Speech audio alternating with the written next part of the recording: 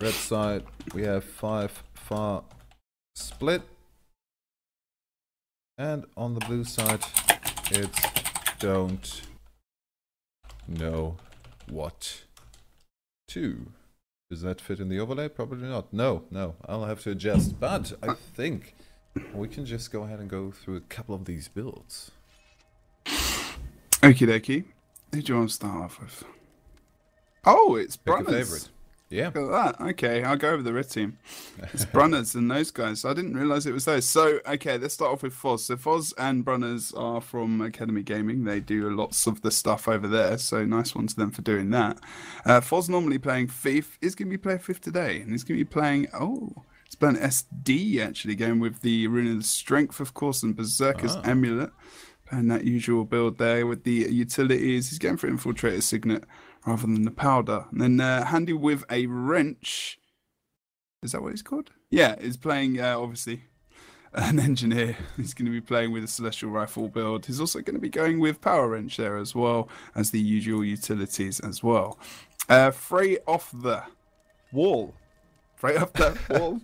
Wow, it's because his name's there on the chat. Yeah, it's lots of stuff just stopped. Sword Torch going for the Vampirism Room. Usual traits and utilities there. He's going for Masterful Reflection over in the Illusions line. And then Snowflake is going to be playing a Dagger Elementalist, Holdback Rune with the usual traits there. Going for the Conjure Fiery Great Sword. And then finally, Tangle is going to be playing a Sharpbow Warrior. He's going to be going for the usual everything, actually. He's going for Fear Me, though, and the Battle Standard. Yesterday we saw a lot of balanced stance instead of the Fear Me. In a way, it kind of does the same thing, although Fear Me is a lot of CC in an area. And if I'm talking about in terms of the banner, so if you want to get the banner off, you got Stab to get the banner off, and anything else you need to.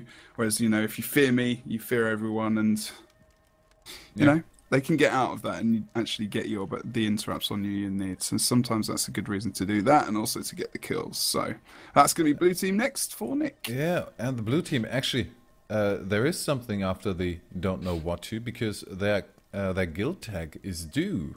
So it's actually a proper sentence. How the hell did I never notice? Maybe no one ever represented. But this time around, we're starting off with Slyko, who's playing a Sharp Bow Warrior, also going with that Fear Me. Dimuku, he's playing the Thief. He's going to be Dagger Pistol, Panic Strike, and choosing that Blinding Powder over the Infiltrator Signet. Then Captain Niveau, he's on a Meditation DPS Guardian. Xerix will be playing... Oh, Xerix will be playing a Rifle Celestial Engineer. Also going for that 2-kit Slick Shoes.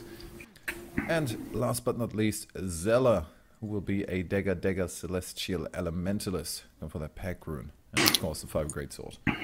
So what have you got for your daily, Nick? No idea. Why? Waiting to see if you know what I mean. Wait, which class or what?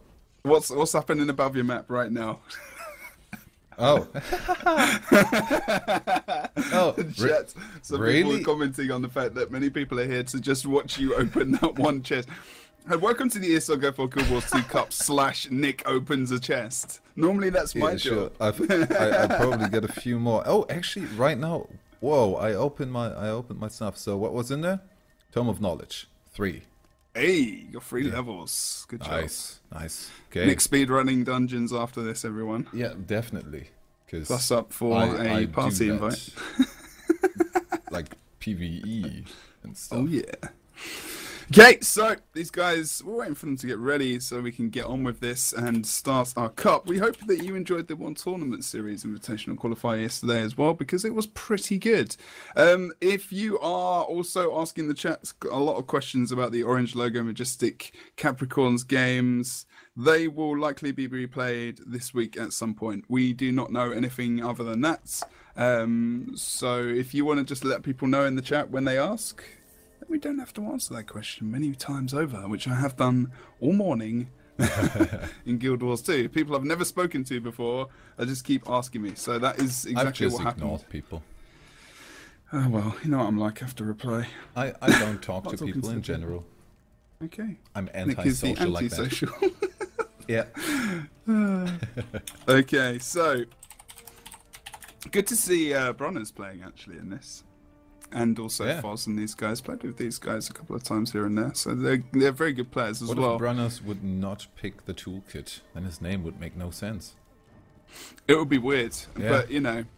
That's you kind of back yourself into a corner with that. It's I don't know, not a good name, Brunners. Not a good name. I'm not sure if it's his but major now, concern. We're starting with first match in this best of 3 quarterfinals of the Go4GW2 Cup.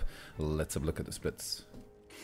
Snowflake going to the close. Foz is watching for crosses. Slycore going for the mid now as well. As I do believe we've got a bit of a stealth move coming out from blue teams that head up to mid. We've got the Thief, we've got the Engineer, and we've also got the Guardian. This is going to be a lot of pain on a target. Although red team are kind of doing the same thing. They're waiting for an engagement before anyone goes up. Everyone's playing the patient game. No one wants to go. We see a reset, and there comes the Moa out on Slycore, but he tries to retreat immediately, walks through that ring of warding, where no one can follow him. Forces the first one to go down. That damage is just not resable. That's just ornament. No one even dares to touch him. That was a good burst onto him, actually. He was heavily involved in that fight as well. I mean, getting pulled in as well. And then we're going to go into Frey's perspective. He's under quite a lot of pressure here as well. Does distort port up to the top. Got his portal out as well. Might think about... No!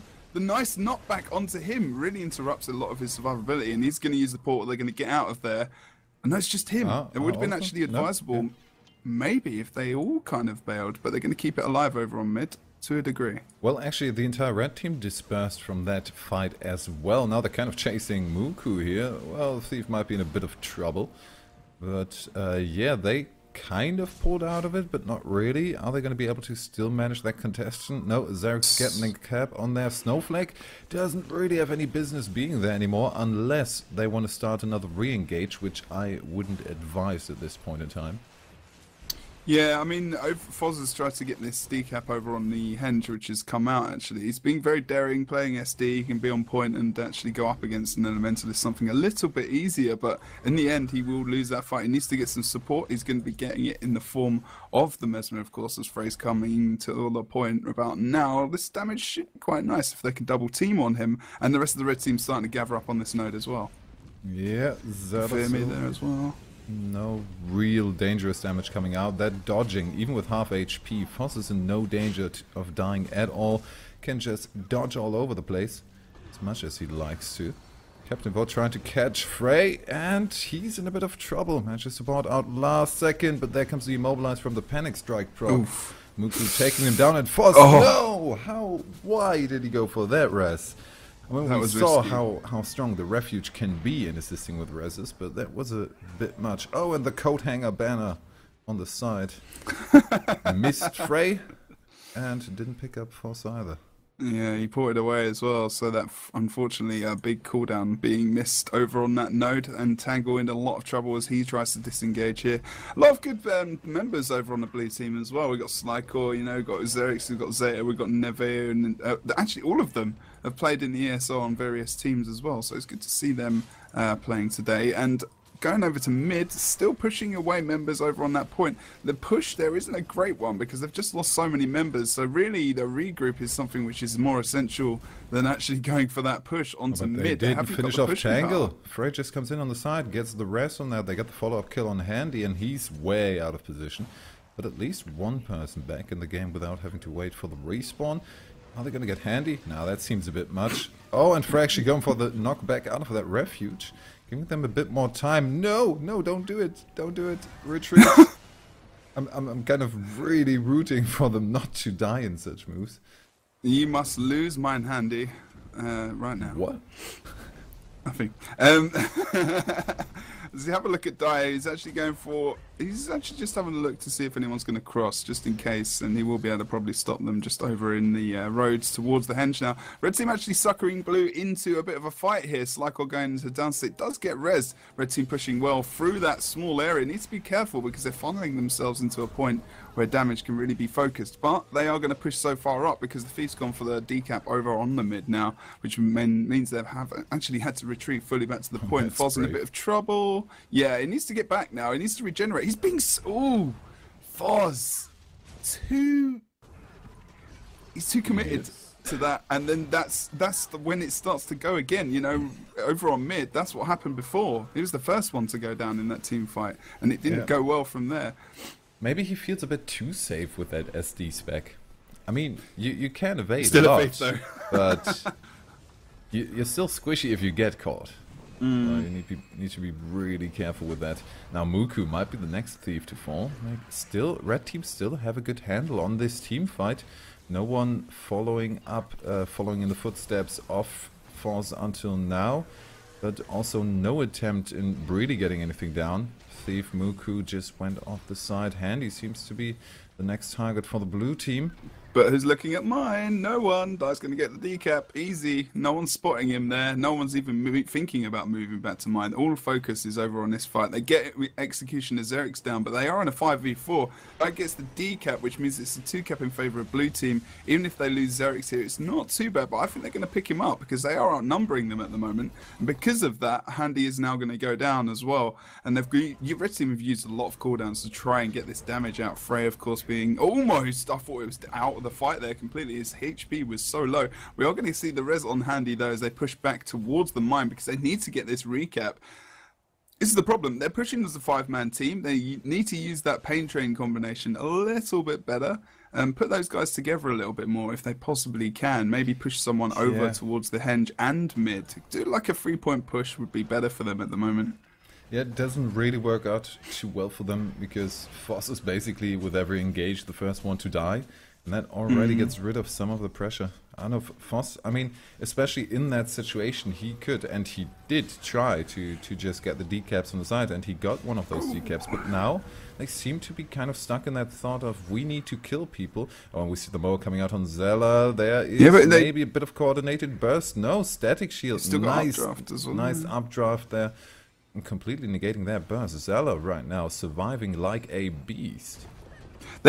I mean, half of the reason was that because of that was they just didn't focus him. You know, I can imagine that, you know, the Moa was called and there was just not much focus. Maybe he wasn't going to be the focus initially. He was just put off points so they could actually, you know, not have as much regeneration and healing over on the node and survivability. But really, they should have just gone for the kill on him straight away. But he just bailed off. And we're actually going to see the pull on Frey there from the engineers. He gets pulled down, and actually that Vamp Rune proc does save him in the end. He's got a bit of a knockback to save him as well with that Great Sword number 5, of course. Needs to be very careful.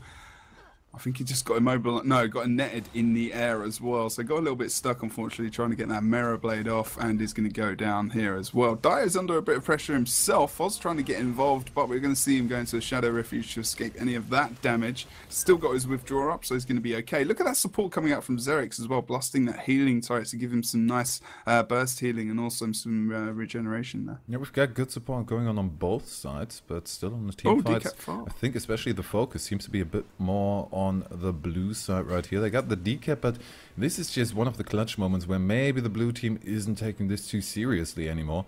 They've got more than a 200-point lead. They can screw up a bit and still come out of this ahead. Yeah, I think if they could get someone over, maybe like Foz over towards the henge now, this would be great. But I think Foz is actually trying to keep the point contested over on mid versus a hammer Medigard, which isn't going to work out for him, as you can see, because he's just been ported on down below. But that means because he's ported down below, he's going to take him a while to get back up, unfortunately. But because that's happened, good call from the Medigard there to get the thief involved, because he almost killed Foz. And that Ring of Warding is going to really screw him up. He needs to use the withdrawal, but he's still stuck in that rear. Oh no. He got completely stuck in that Ring of Warding. He's going to point back on support. There's not much point actually in doing that other than keeping them on the node. Unfortunately going down again. We are going to see red team members all falling over on the henge fight as well. This is pretty much over. There's really not much of a worse situation for an SD thief other than being in the Ring of Warding and not actually having teleported in with your infiltrator strike, because then you basically can't get out. At least if you don't have your shadow step ready. Yeah, this looks like a pretty good cleanup from blue team now. Get a couple of kills. That's gonna bring them way closer to that win already. Like 15 points. Get the first creature already. Are they gonna go for the second one? Not even needed. Still 5 points from a kill. And there we see a pretty solid first win for this blue team. I mean, I think as someone said it in chat, I mean, it's kind of simple as well. They're almost not playing like a team to a degree. Their communication is off. Their coordinated damage isn't on. No one's really they're not really looking out for the thief who got an easy decap, literally was in the middle of the team fight, stealthed up and moved through them to go and get that mine decap. It was pretty easy. It wasn't that difficult, and that's when the game really started to get out of control for Red Team. Unfortunately for them, pretty much at that point that they did still kind of hold their own in the team fights in there. Did have some good group action, some nice. They stuck together on the decisions. They listened to their shot caller, whoever that is, of them. But yeah, when the double cap comes out with one neutral, then yeah, what are you gonna do? They had the idea of making the regroup happen, kind of pulling back and then pushing out forward once they've got the mine back, and maybe picking up a couple of kills there. But yeah, it wasn't meant to be. It wasn't meant to be. That's Nope. the song I just made. Ow. Nice. Oh. Jebro the musician. I used to be in a band, actually. In the good old days. In the good old days when I still had no hair. Anyway, there wasn't a time when I had hair. I was just born without hair. Oh yeah, now I have an image in my head of a 6-year-old Jebro without hair. And glasses. And glasses, of course. Worn glasses since I was 2 years old. Oh really? It's an interesting fact for you. Nice. Any more Jebro facts that can be added to a non-existent Wikipedia page? Oh, there used to be one on Misspedia. Oh, they did. No, Oh, I'm damn. joking. Wait, was there? Was that's there? Wasn't there? that's gone. There might have been. Oh, my name was on there. I Oh. think there was a random picture. Anyway, random off topic. Sorry, it's been a long week of casting, guys. Sorry about that. Right, so what we need to see Red Team doing is just coordination, really. A lot more coordination, focus targeting, making sure they're aware of where the thief is so he doesn't decap, and trying to get Foz not killed in the first 5 seconds of the team fight would also be very beneficial. They're not playing badly, it's just they're not playing as a team. No, They are not right now. Well, that's we a have good them push. stealthing up. We have They're the going- portal in case they're they going need to to- retreat. What are they making true now? They're going true with their name. Not a 5-man push to far, but 4. They need to be careful with this. Yeah, though, they get a because- quick kill on Zella. Oh, not that quick actually. Oh, good escape there. Just gets out there in the nick of time. They will, of course, pick up the cap. But honestly, they don't need to stick around with too many people. We see a bit of a push from the blue team coming on, but it looks like that's going to be a safe waterfall. And now the portal comes out, and that is a good move because now they have basically no idea where they're coming from. Although that wasn't really as grouped up as it should have been, and maybe a self move would have been appreciated in that moment, because they did have that on their side. They could have just gone everywhere with that portal, but they got spotted pretty early. Yeah, just a quick move over towards Quarry would have been much better. But the thing is, Frey's been caught out here. Look, and while Frey's caught out, no one's come out to help him actually, and someone could be, and they could take advantage of the fact that Captain has actually not got many cooldowns left, and they're not going to go for that. So they're actually going to let the Guardian free range on the Mesmer. Now there you go. There's some focus there on the Guardian to make sure that the Mesmer's going to get a little bit of a gap, and he's going to actually try and get up top now and just regenerate and maybe just get some abilities off from afar with that Grey Sword as well. But I mean, we just saw it again. We had the updraft coming out, we had the immobilize coming out, but no damage in that period. You want to coordinate your bikes, your burst spikes, your bikes burst. That's interesting. You want to coordinate your bikes, make sure in the correct lane. Yeah, so you exactly. can move on forward, which is probably what you were trying to get to. Moving forward, definitely, but moving forward with the damage. But curiously, even though the teamfight is not going in their favor, they've got the decap on mid, they've got the double out. Yeah, but they're losing the fight over on the quarry, and if they lose that fight, then you know they can just get the map back pretty easily because at least, like you say, they have got the decap, so at least they're gaining. So if they lose something here and they do have to regroup, it's not as bad. They're starting to lose the cap now on the quarry as well. No one's on node. There's so many members of them here. They're all split up, though. Look at this split up. It's not working out too well for them. Foz is in trouble here. We're going to see the down of Frey. Handy is very low himself. He's not really got any cooldowns over on the waterfall. He's just had to use his crate as well. This isn't looking good. Go for the regroup. Go for the regroup, because if we see another follow-up kill here, this is going to end in a 3 cap for the blue team, I feel. I mean, at least, like, it's not too bad on Quarry because they've got the Warrior and they've got the Elementalist. And if they can hold this 2v3, then it's actually going to work quite well. And they're doing okay at the moment, to be honest. Their HP pools are quite good. The Warrior should have a cooldown up quite soon, although he's been CC'd all over the shop. He does have to use his last shout there. He's going to get another shout out now. It needs... He's not got enough Warbomb skills to get rid of those conditions. Might actually be why the Snowflake going for the hard res. Is he gonna do it? Oh, we see the punt out of sight, and he actually teleports into the wrong direction. Will follow-up teleport and a quick res reaction. That might have been a good move, but Fiery Greatsword comes out for the disengage. And now they might want to have a look at keeping that midpoint neutral, which is really big benefit. And they've really got trouble in the 2v3. Well, we've only on the waterfall. Sorry. Yeah. Well, they've got it. People only just joined to this fight. Foz is going for it at the last second. Hand was about to go down. He's got that bomb as well. We can use that bomb. No, he dodged out of the way. Oh no, I did believe actually he didn't dodge. I thought he dodged out of the way there. That bomb from Handy in the down state, but Foz is going to go down here now. Look at, we've actually got the res on Frey there as well. So that's actually going to be okay for them to regroup and to get back involved. Now they've got a bit of a lead here. So they can sacrifice the map to a degree and regroup, like you said before. So it's not too bad, but they need to make sure they don't lose bodies. If they can catch people out, as what they might be able to do with Slycore here, that would be great, but I don't think that's going to happen. We actually can see Frey go into the downstate here as well. So 3 players out across the map for the red team. They're only just respawning and moving back in. No one's watching Quarry, actually, so they could regroup over there. Yeah, but they need to be really careful. Tangle maybe should have disengaged a bit earlier. Might be a bit of a task to ask for with 3 players on him, and now the blue team will be pushing over to that Quarry, and we need to see Handy here really being careful. I mean, what he should do is maybe in a way just run. Yeah, well, Xerix is being very gutsy here, but the thing is they're starting to push now, so he will be okay in the end. Dye's coming in as well from the roads from mid, and I think Xerix is just going to back off from this. There's no point. We've got the guys on the side as well, ready to push just in case he thinks about it, but that's wise from him. Neveo's getting some damage on the north door of the Reds team base as well. Red team are grouping up now. They're just waiting for the Mesmer to come in. But blue bolts of death, man. They're really doing a number to that door. Yeah. Sips a long distance, long range is some nice pressure. It's definitely some nice pressure. Oh, we have a very hesitant engage here and there. They're kind of poking each other. Oh, but with Frey, even the poke might be enough to get him down. Jesus, Blood Frenzy already. Do we have the distortion up? Burning still on him, and yeah, Mesmer's always very, very open to some condition damage. Just waiting for the thief to jump on him because he's so low.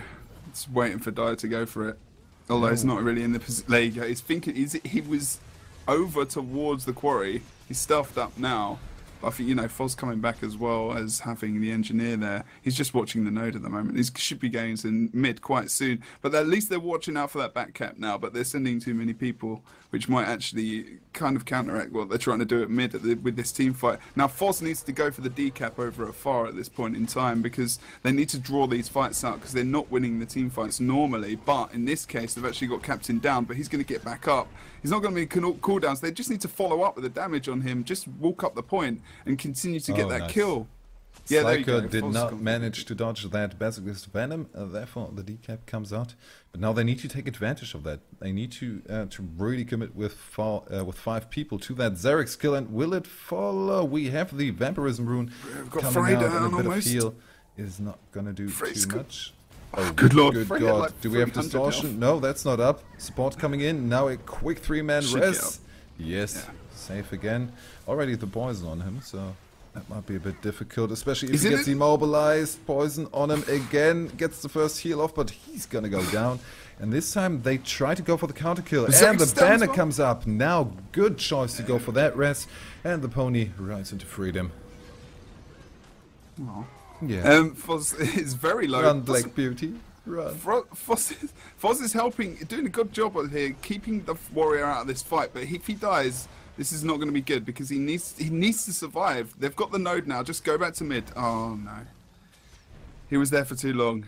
He needed to just bail from that fight. They got the advantage over on mid, and they've still got it actually. Red team, they've got die down as well. So see how effective this is for those guys. But look at the problem they've got now. They're not getting any points. And it doesn't seem to be mattering at the moment for them because Blue Team are just stretching their lead ahead. They've got the kill on Foz. Slykor's kind of stuck there until Foz is taken out here. Needs to get rid of him very quickly. Now he can go to mid. They can outnumber. They can push someone from mid too far to get that cap. If you're Blue Team or Red Team can't leave this fight if Slykor enters it because they're going to be outnumbered and they'll be in a horrible position. They're actually getting pushed back to Quarry as well. This was actually a very similar situation to what we had the red team in just at the start, just after the splits. Really not doing well in the team fight, but still picking up those points. This is kind of what Don't Know What To is doing right now, but now really easy rest there coming out in stealth. Snowflake trying to get a bit of CC on Captain Evo. Oh, do we have the immobilize? He might go down soon. They're trying to follow up, but the Fermi comes out to give Captain Evo some breathing room. Next knockdown, and there we have the damage. Slyko immediately on the rest. Will we see the down damage? It's good now. Really? That is really committal to that res. Now, and the entire team suffered. Exactly. Well, the res, but also the trying to get him down because Tangle went right into the down state there. Hardcore. I mean, they're good now. Red team are picking up the targets in mid, and they're following up. Go see the wall banner, which is going to bring Captain Neveo back up. At least he's got renewed focus. He pops his virtue to get rid of any conditions. Actually, just heal himself and his teammates very quickly. But he's back to full HP. Still not many cooldowns. That would still be the main target as well for Red team if they were still alive at mid. But they aren't at present. Getting the decap over on Waterfall is quite good. Always want to send that energy to that 1v1, especially versus Zayla. Zayla's doing a really good job. We've got some really good DD Elementalists playing when we see them at the moment in the game. I know we see them a lot, but not as much as we used to. I think that's basically a meta thing that if you're not ridiculously good on your alley, you can't really reason with people to let you play them.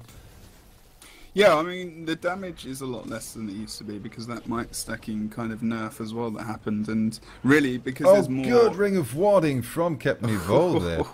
But we do see the stability coming up, and now they might be able to turn it around on him. But Foss not committing to that. That's going to be a slow fight over on that waterfall. And we already see them approaching the 350 point mark, and that is the announcement for the Lord. 3 people already on the move. Got the door down very early, of course, and now we need to see how quick they can be. Only 2 people reacting so far from the red team. It's not a lot of damage there. I mean, they've got the Thief, they've got the NG, they've got the Elementalist. So it's going to be quite quick if there's no one here to defend it, which is only just happening now. Redlaw's already at 40%, 30%. He's going to go to 20. Is he going to heal here? Can't see him. We're seeing the Moa coming out on their enemies as well. Redlaw gets stealthed. Good job, but he walks out of it, of course, and he's probably going to go down. Oh.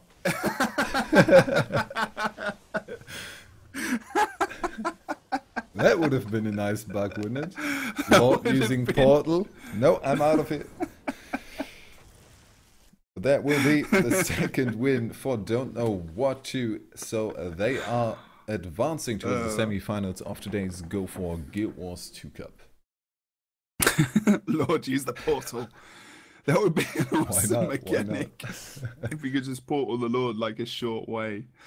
Wow, okay. That's a new one, Nick.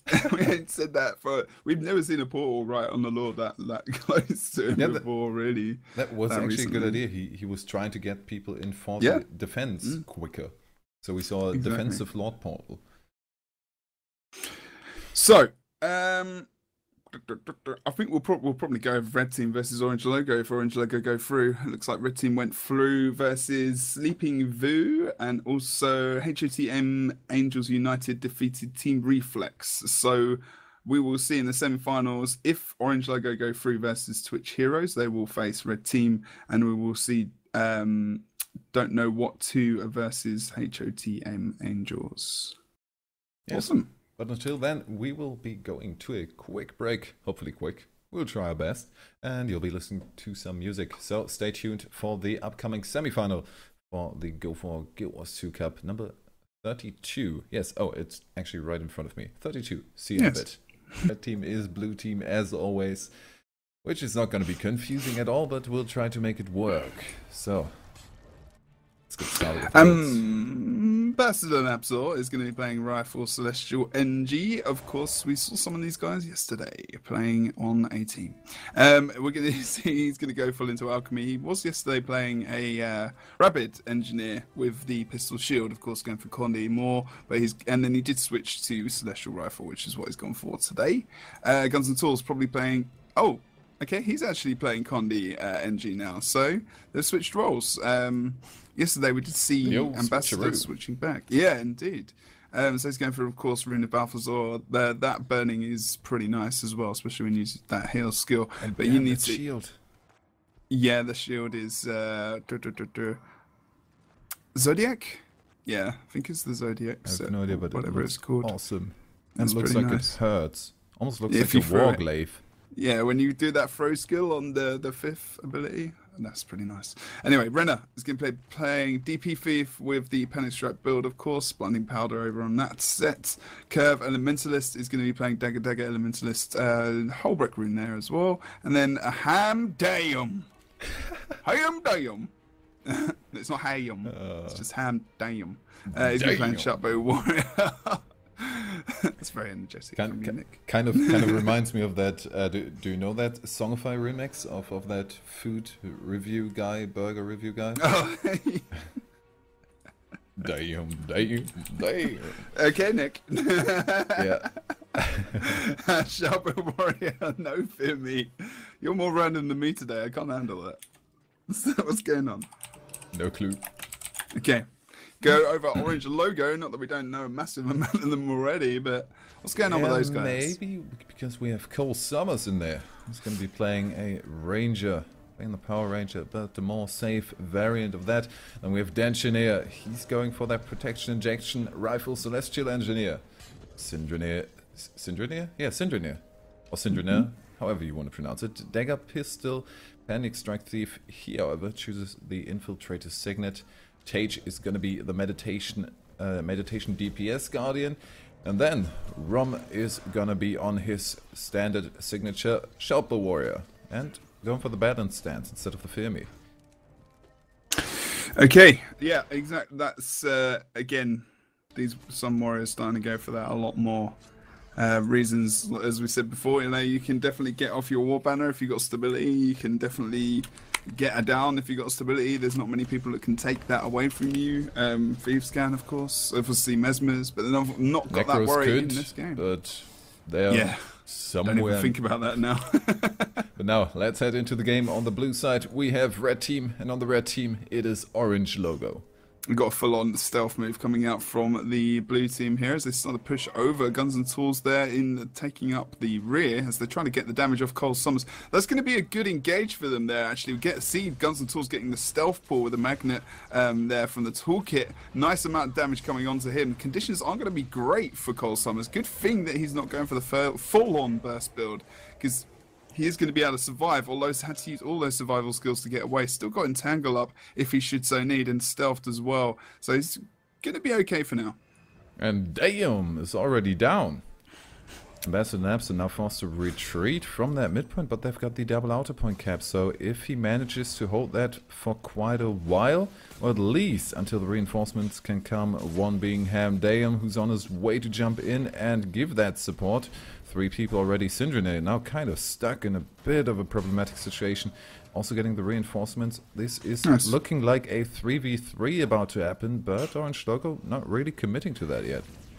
Yeah, Denchineer came in and actually gave up a nice heal for Syndrome to get out of here. God, he's really using the R-Seeker to get around the map quicker. So get that decap over on the mine, of course, doesn't need to really worry about his initiative there because he's not going for the engage, he's going for the decap. Mid-fight is going to start to erupt now as well, as we've seen different members coming over here. And Denchineer is going to be on the side, just ranging up as well. As we see the port in from Tage, of course, going for a ton of damage. Cole Summers in quite a lot of trouble as the Vampirian proc comes out. A lot of healing again. Denchineer coming in for the rescue. Rom's going to blast that heal with the Warhorn, of course, but then of course Cole Summers is going to get taken out almost from behind. Does get off the nice lightning reflexes there, which puts him down below the keep. And he's able to survive. For now, just as I say that, Curvelli is just going to come in with a bit of blasting damage there. Warbanner comes out from Rom. The pull again from Guns and Tools. That's good. As soon as you get that target down, and he's had to use a lot of cooldowns with a Ranger or like a Guardian, that's very beneficial. We saw the banner coming out as well. Sorry, we saw the down of Cole Summers, which got the return kill, however. Ren already down. They're trying to commit to that res, but with the Thief, not always the best of ideas. oRNG now slowly picking up, or slowly getting a lead build up, especially Syndra with that decap on the henge is going to add to that. But on the other side, we already have Curve Ellie, who with that fiery greatsword is going to get the decap. Cole Summers now in a 1v1 against him, immediate knockback. The rest of the team is kind of moving over to the henge, and oh, Guns and Tools. You're dead, my friend. You're dead. This is this the same members of the red team that was in Tournament of Legends 3? I'm pretty sure it is most of them. Except for Hamdeum, who might be one of them. I think it's just a different name, because he's got a little Asura. Not Arzi. No. Oh, Arzi? Maybe. Oh my god, I've completely forgotten. But Cole Summers almost going down there again. He's going to have his heal back up now. Then she pushes through that small gap to just put a bit of distance between Cole Summers and also Curve there. Nice and can pull off that second ability, the rapid fire, of course, on the longbow, just as he's distancing himself. It's nice, actually. It means that, you know, Denshini pushing forward can really give Cole Summers that extra range so he can get some nice damage off. Nice back updraft from Curve as well. Splits Cole up from Renner, but Renner does eventually go down. Good job from Curve to try and get the survivability over there, but we are going to see some downs across the map. Hamdeum again going down. Over on the henge, Guns and Tools going to disengage here, potentially move into mid, but there's no one really anywhere near him. I think he's going to go down here. This is going to be unfortunate. He's got that Elixir S, luckily, which is going to... Oh, he's still got shield skills. He can blast that heal as well with his 4th shield skill. He didn't actually, saving it actually for the knockback and not getting that off, unfortunately. So, could have got a lot more healing out of that with the shield combination, but didn't in the end. Now we will see, the Vapor Form actually into the hands of Renner. We see the stealth up, we see the refuge afterwards, but that almost gives Denji a target to aim at. Slick shoes all over that downed body, and Renner now needs to get out of there. I know, he tried, but he will not be the savior of Curve today. Guns and Tools down as well. It looked really good. We had some good rotations, some good strategy going on from Red Team. But just the team fighting prowess of oRNG Logo seems to be a bit too much for them to handle. Especially with the free cap coming out now. I mean, we're seeing Blue Team coming back over towards the henge, trying to get something out of this. They're really teaming up. 3v1 on this situation. Rom's going to be in a horrible point in time, but if he can line of sight and wait until the oRNG Logo team members regroup around him, they will probably end up winning this fight, because Rom is very central to it. And if you can keep him on his own, we saw yesterday, if you can keep him out of the fights, sometimes that does really work out. But if they rotate to him in a way, oh no, Syndra is going to go down on the side actually. Good job from those guys. I think they're just going to... Are they going to leave him there? He is indeed full dead. Denshinier now trying to retreat as well. Actually, not a bad job from Blue Team, from Blue, because they actually got the kill and moved out. Yeah. Not usually. That wouldn't have happened, actually. So and I think we actually saw a cancel on the supply crate. Saw the first bit of animation from that, but didn't come through and is still off cooldown for Guns and Tools. Now they're moving over to that midpoint, but already again aggression from oRNG Logo onto that henge. Denshinier trying his best to do something, and Syndra is going to come in for the assistance. That means they are one player down on the defense. But if they're able to hold this... Yeah, he needs to get his block back up. He's only got 2 or 3 seconds left for that cooldown, and he does get knocked off while he is jumping there as well. So decap's already out. We've seen the 2 thieves coming over to this side of the point as well. So Renner's come back to equal the 2v2 up. Napsol's still on point. That's not too bad. Should be okay here to hold this point, but the thing is they're actually doing quite well around the rest of the map. Cole Summers going to the downstate below keep actually. We see Warbanner coming out from Rom, so he's going to be raised back up, but still under a lot of pressure. Does have a couple of survival skills, but no Condi removal here. Proc of the rune means he's going to need some Condi removal as that comes up. He's going to use the entangle in a desperation move to get away. Only catches one person in that. And that's good. They've still got the pressure piling on. As long as the Condis come onto the other guys and himself, they should be able to take him out, which is what happened there. A lot of healing support coming out from oRNG Logo, but they're separated a bit here. Denshi and Tage still together. They just need to be very careful. But there's so much Condi pressure on Denshi. I think he's going to go down as well. Proc comes out, but that's not going to help him with Condis on him. Yeah, but again, we almost... Oh, we have the decap. Rom just split up from that fight, used the chaos to get out of there undetected. Naps on the 1v1 with him and Syndrome for the +1. That seems to be kind of the combination. Rom starts off the first initiation of that far push, and then Syndrome following up, getting the quick kill. Will Guns and Tools maybe be fast enough? Good with his support, negates the conditions that would otherwise have brought him down in that Vampirism rune. Now the 6 shoes go a bit wide, not really mattering that much. Syndrome trying to get the follow-up kill, but block ability from Naps are coming out. So they held this quite well, and now we have a 3 split with actually the first down over on that mine for oRNG. So blue team may be picking up a bit of slack now. Yeah, I mean, we've we've seen downs across the map. Tage, almost Rom going down as well. Tage is in downstate here over on mid.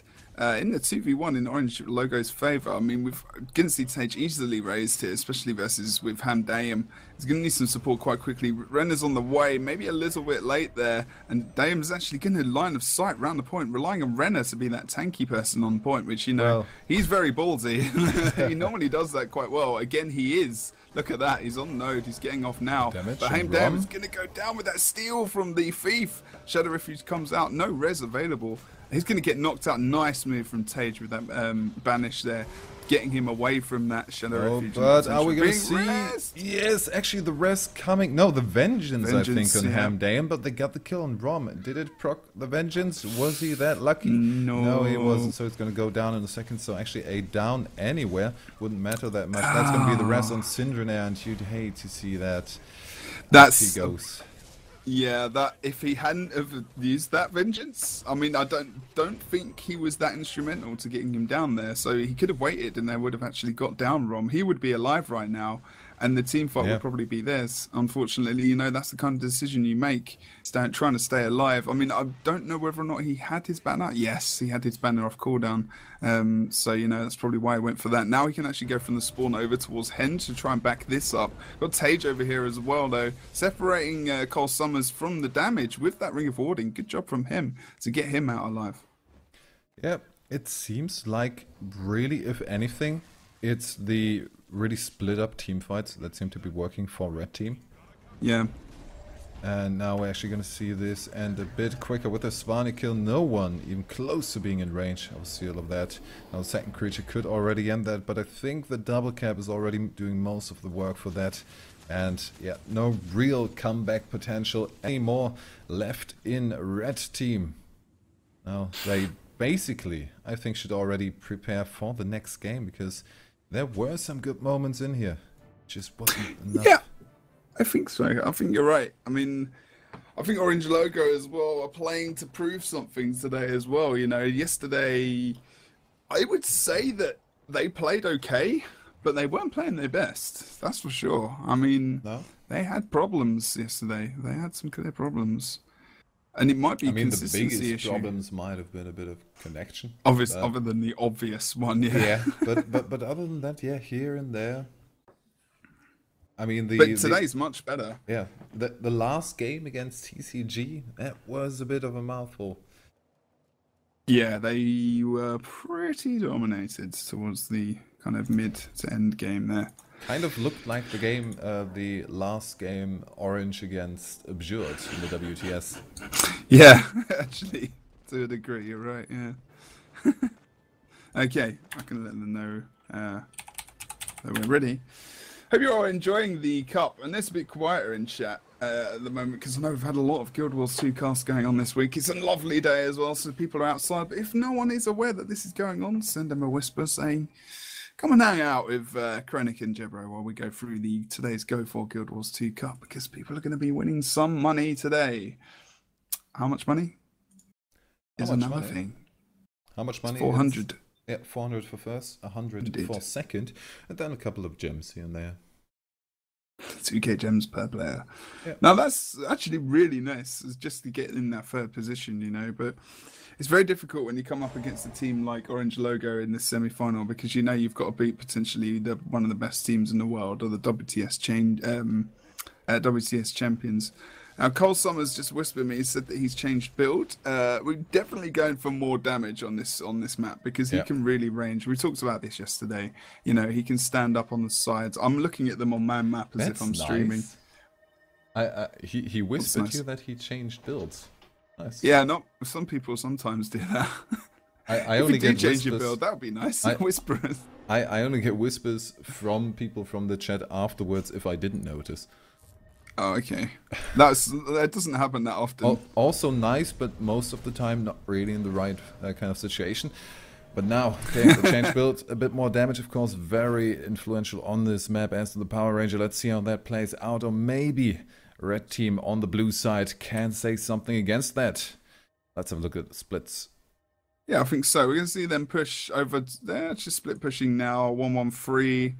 We can see Renner choosing to go towards mid now. Rom just in the roads between mid and Quarry, just in case something comes up, which is what the case is going to be, because Cole Summers might be in a bit of trouble. He's got more damage now as well. He's less survivable than he was before, but still with Rom there, he can do his damage where he needs to. But the blue guys, they're actually putting the focus really onto him. Even though he's stealth, they know roughly where his position is, but he pulls out that entangle in stealth onto guns and tools, which is really going to cause problems with him. That's horrible when you're stuck in that entangle, especially with those conditions that come up. But he does okay in the end. Double checking that Guns and Tools hasn't changed his build. He hasn't. He's still playing Condi.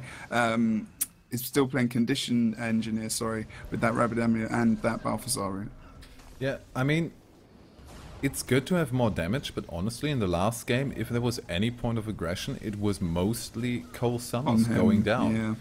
So I don't know how much I agree with that choice of going more offensive. But honestly, I mean, the defensiveness of the Power Ranger basically comes from the hardcore negate cooldowns. The just, now I'm invisible, now I'm invulnerable, and whatever else. Now I block everything, and now I'm gone. You got that nice knockback as well on the longbow, which is very useful. We're going to see Orange Logo pick up midpoint here, Ambassador Knopf. So we did see 3 members of Orange Logo collapse on him and kill him pretty quickly. Decap of Waterfall means that we are going to see this 1v1 between Renner and Syndra here, with Heimdam coming in, and Tage and also Rom backing them up in a 3v2 in their favour.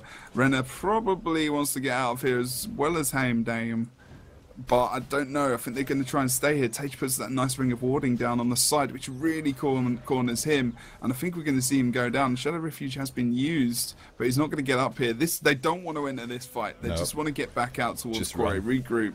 Yeah, look at Cole Summers. Renner's trying to be sneaky, and that, oh no, Guns and Tools is actually leading them back to the point. Why would you do that? Give him some room. He could have gotten the decap. Don't know how influential that would have been, but he could have, I think. Yeah, I think it probably would have been pretty good. Now Rom's staying here actually, so maybe thinking about re-engaging onto that waterfall node.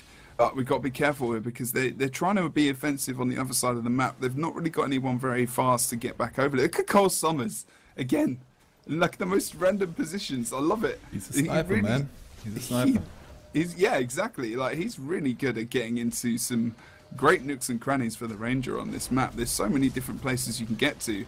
They don't normally have a lot of fighting inside that area there, let alone on top, but we have had more so recently. Cole Summers jumping in the air as he does start the cast, of course, to make sure he gets off those shots, and they should be okay with defending this point to a degree.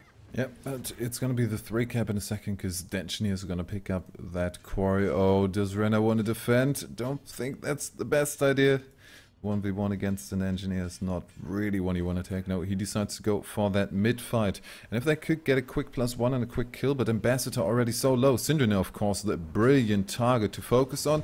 He's in that. No, he actually got out, and the conditions, the burning is taking him down right after he procs that Vampirism rune.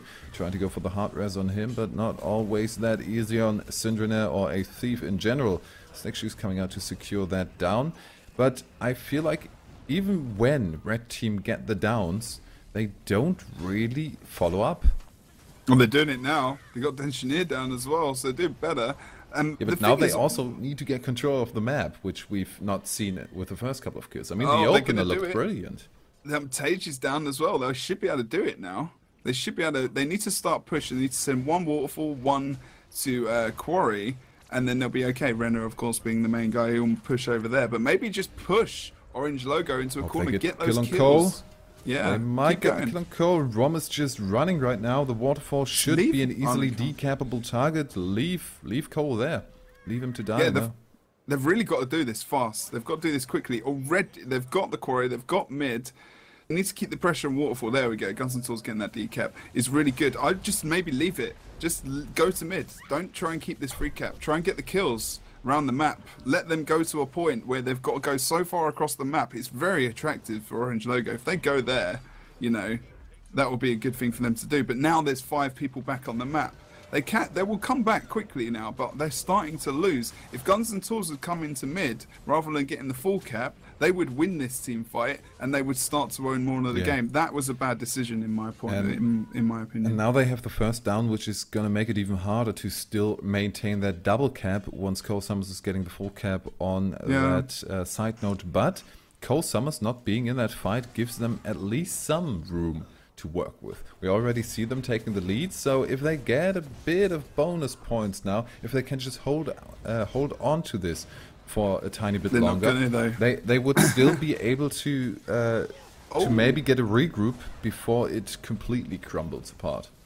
Oh, they got at least they had the war banner in their favor, so it's not too bad, but they've lost. I don't know, they lost a bit of momentum there. As long as they can get this kill on Denchinier, which they do get, they can hold it. They just need to be cautious. Like, get one of your members out, regen to come back in, or +1 on Quarry, which is what Renner's doing. Good idea there from him. Signups picking up the waterfall now. He needs to be in that fight as well, because they're kind of outnumbered in situations across the map. We've got 2v1 over on the Quarry there, as Renner starts to push and trying to get down...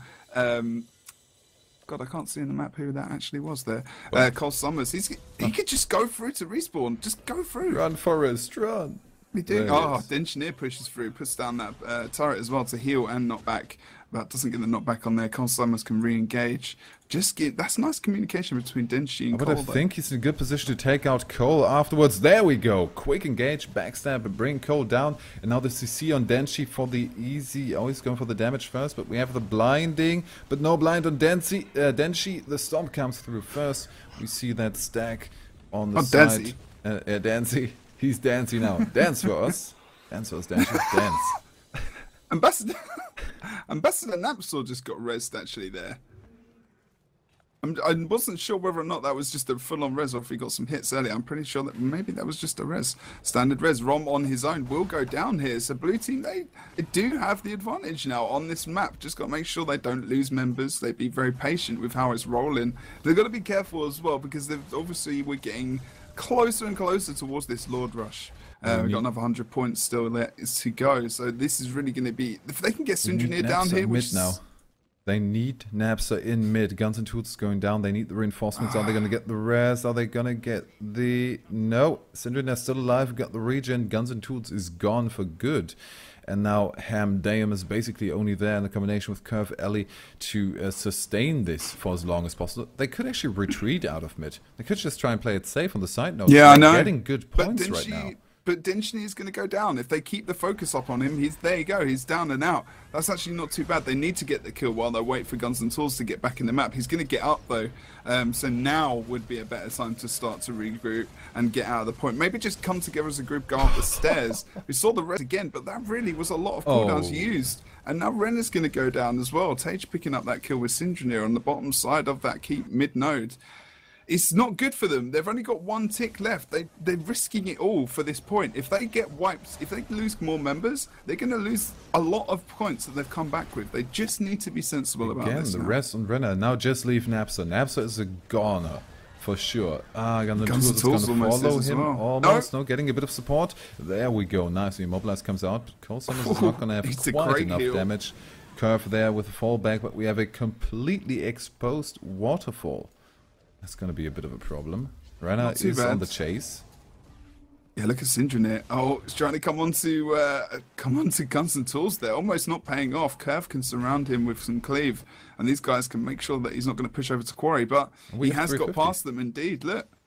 But we have 350. They Syndra don't. He's going to get the decap. Oh my god! There's two of them there. I didn't see where he was. Oh, they're just going to push. Lord Rush coming in. Gate almost half down already. Oh, Three people already on the way. Are we going to see, well, 350? They don't really need much more. They can completely commit to this.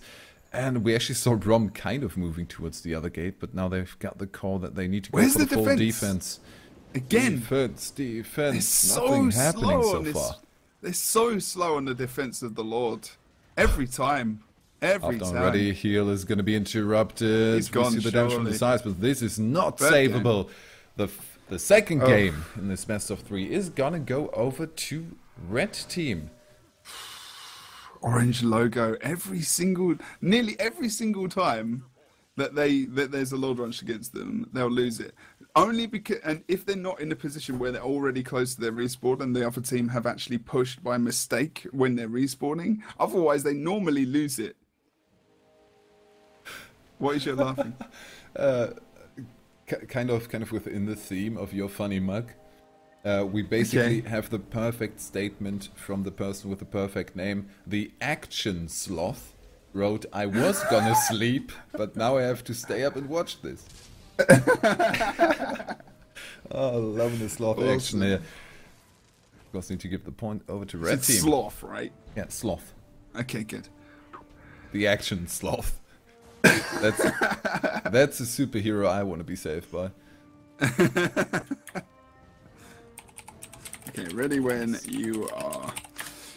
It's yeah, their response is like not really there on that.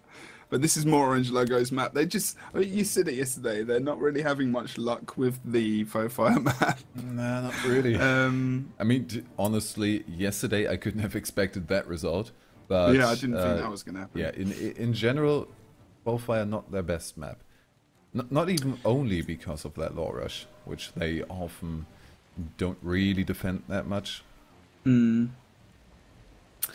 But I think this map is going to be a lot stronger for them, actually, in terms of... I think, you know, I actually do think that Blue Team, who is actually Red Team, made some mistakes, which, you know, if they didn't have that Lord mechanic, I think they would have been kind of screwed. But, you know, that doesn't matter, because the map does. Well, but I still think they were ahead. This was a Lord Rush on reaching 350 as the first team. So this wasn't a desperation lord. This wasn't a lord of, damn, we're really behind. We can't get out of this situation quick enough. We need to go for it. This was just a quick game end Lord Rush and make it a bit more safe. I mean, they had a brilliant position on that. I think so, but I just felt for some reason as if they were going to lose it. And sometimes I think teams actually go for a Lord Rush just because... You want to elaborate on that? Well, there was... You know, we had the two side caps that were... We had two blue side caps at a point, and then we saw them going to mid, and they started to lose that, and then they started to lose the quarry, and they were backing off. They lost a couple of members, so I actually think they were going to start to lose that game at that point if they hadn't have pushed. But half of it might have been because they wanted to push, like you said. Yeah. So I think it might be a bit of both. It might have been a bit of a sacrifice of the map control in order to get into a better position for that three-man Lord Rush. Yeah. But, you know, Orange Logo, they could have pushed as they did. You know, they saw where they were going. It wasn't like a Mesmer portal. Oh, wow, we're using this guy as a distraction so we can go to Lord. We're literally walking while you push us. And we're walking straight through your gate to the Lord. And they just weren't quick enough. And that's what happened in the end. They're doing some rejigging, I think, at the moment. Rejigging? Yeah, 30 seconds. Are they re-getting jiggy with it? I know completely. No comment. No comment. I don't care. Again, why are you being so random today? What happened? I have no idea. It just... Well, let's leave it at that. So, should we get... Oh, okay, you already said ready when you are. They needed a couple of seconds, but doesn't look like we have any change up in strategy or team setup on the blue side. all looks very similar. And now we have the ready ups, kind of confirming that. Maybe just a quick relock somewhere, having some issues here and there. Fine, it's warm. Sorry, it's warm. I kind of thought you were fanning yourself for a different reason, but now we go into the third and deciding game. Because I'm what? Never mind that. Third game on Battle of Kylo. Go4GW2 Cup. It's the semi-finals, and Orange Logo have the potential of not making it to the finals. Let's see what happens. We haven't been there before. Okay, as we go towards the mansion node here, 3 members of Orange Logo teaming up to try and get that early kill onto Curve here, but he's going to get some protection from Ambassador Napsor, who does pull out a supply crate to actually being a little bit of distance, but Curve is going to go down fast here. He's used all his cooldowns. 5 Great Swords the only thing he's got left. But he's going to go into the down state quite quickly. With Ambassador and Ellie, by the way. That's a change. Yes, sorry, Minishi, indeed, playing dagger elements of this. It's good for the lightning flash and also the great sword on this map, because you're going to need to travel quite a lot around these points as well. Cole Summers going to mid, just going to double check his build to see what he's running. Very interesting change up. He's going for... He's dropped a point down into Wilderness Survival there to go for the extra protection. Sorry, when he does dodge rolls. But so now he just didn't drop a point. He dropped himself, going down on the side of that clock tower. But Tage, they're still gaining the advantage. We're going to see almost a double outer point cap coming out, but just before the cap over on Windmill, Renner and Hamdam are fast enough. Rom trying to escape to mid. Still looking like Orange Logo has good control of this, but Red Team from the early first kill on Curve, they've definitely recovered. Yeah, I think so. I mean, we got 1 cap apiece at the moment. Renner's going to jump on Trev very quickly because there's a lot of mid-fighting going down as well. Actually, will they be able to pick off a nice little knockback on this? Oh, yes, they do. Rom and Tage. Tage gets so much damage from that Treb. They weren't expecting that. No dodges came out. We are going to see Tage go down here with a nice Elixir S down from Guns and Tools there. That's what's really good about that Elixir S. You can definitely get it down with that. But Syndrinair, you know, as soon as they get the kill, they lost out over on the Windmill. And Syndrinair picking up, but obviously using that to his advantage because Blue Team, you know, they just got a little bit centric in their thinking, and now Curve's going to go down, and they're actually going to be in a bitter situation. Orange Logo turning that bad situation into a very good one. Oh, that was... Oh, damn. Didn't use the Vapor Form just a tiny bit too early. Got stomped immediately afterwards. I thought you were talking about the Warrior, though. No, Vapor Form. Because you said about that. Oh, no, that was just a reaction on that part. We saw a decap on Mansion, so at least no 2 points ticking for them anymore. But they do have quite the substantial lead already, and especially on this map where there is no mechanic to give you points. An early lead can carry you through to the win in the end. Yeah, this fight over on the Mansion is going to be a big pinnacle point in this game as well, because we've got concession mid as well. The cap has been lost for Blue, so Orange Logo will start to get a little bit more of a lead. Rom's hanging out there for the next point of engagement. I think when they start to feel like they've won that point, they can move towards the Chapeau Warrior and actually get that point and get that team fight going, because Rom's already started it off. Cole Summers just finishing off Renner there over on the Mansion. 2 points now to Orange Logo, and it looks like they're pushing for a third one over on mid. Yeah, I mean, that's kind of what Orange does, isn't it? So roll in, but look, are they going to sacrifice Windmill for that? They just want to focus on the fights, get the kills down.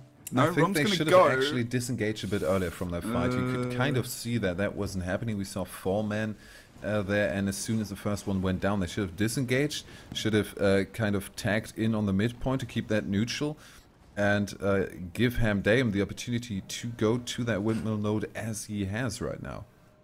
But I think a bit too late now. Yeah, he's just, I mean... Sorry, I was about to sneeze. Oh, God. Rom's moving again forward. He's moving ahead of the team, but he was moving to make sure the point kept contested. Now, rest of oRNG Logo need to be moving over towards there, but unfortunately, they lost Cole Summers over on Mansion. They'll pick up that point, so they can't already push that. They couldn't push that quickly. They can now. At least they're moving to a point where Cole Summers can, on the respawn, push into this point. So this team fight over on this windmill is actually going to be quite bad for the blue team as soon as Cole Summers respawns, because he can come in and he can do a lot of free damage from a lot of range, and already they're starting to lose members. Pushing them on that respawn isn't great. They need to leave now. Why is Ren engaging? Never reinforce a losing team fight. This is what we've seen right now. Curve is going to go down no matter what. You can't get the rest, and now we see people leaving, and that's a good idea. Only problem with that, Minishi over on that mansion is just taking care of that one cap that was still theirs. Oh, does he have a target on Napster? He's not going for the full cap. He could have gotten the full cap. Napster moving off point to save guns and tools, which he did, but was it worth it? Yeah, sometimes it is. I mean, you want to try and get the res. Having your men alive in this game is a lot more important than caps recently. In the last few months, I mean, we know that now, but unfortunately, we're going to see Napsol going down, and they're going to completely lose it, unfortunately, over on this midpoint. 2 oRNG Logo, 1 member down over on mid. Minishi still down as well over on the mansion. So we're going to see them bring back a cap, but they're not coming into this game at all, really, the blue team at the moment, unfortunately. And they need to get a bit of a regroup going, maybe try and get that kill on Syndra here. He's very low. If they can pick him up somewhere. We are going to see him going to stealth. Oh, he's just going to get another decap here. Oh, but he came out. Is he? Oh no! Is he going to be spotted? Rapsol respawn? Yeah, he's going to be spotted by Napster. Did he get pulled? Oh my God! That could have been dodged, honestly. Yeah, I think so. It was very obvious. I almost tried to dodge there. Maybe in mind you wanted to. Well, but a bit of oversight can happen in these games. It gets a bit chaotic at times. He might have been just focused, and now we see the Trebuchet coming into action again. Fast reaction, however. Syndra already on curve, pushing him away from that. Doesn't really want to commit to that. Doesn't really want to go for an off-point 1v1. That's not really necessary. Curve going in to contest that midpoint and to give this support. And actually, no one moving on to Windmill. Already oRNG. Doesn't matter. Another decap. Another decap. Syndra. Doesn't matter. Curve has to move back, and he has to go back to recap that to keep them in the game, but he's actually going to opt instead to go to mid. And I actually think this is probably a better decision. One, because Renner's gone down and he needs to really save his team here, because if they all die there, they've lost the game anyway. The only chance they've got left is to try and get this team fight won over on mid, and with Rom being so low, that might be possible, but it's still going to be very difficult.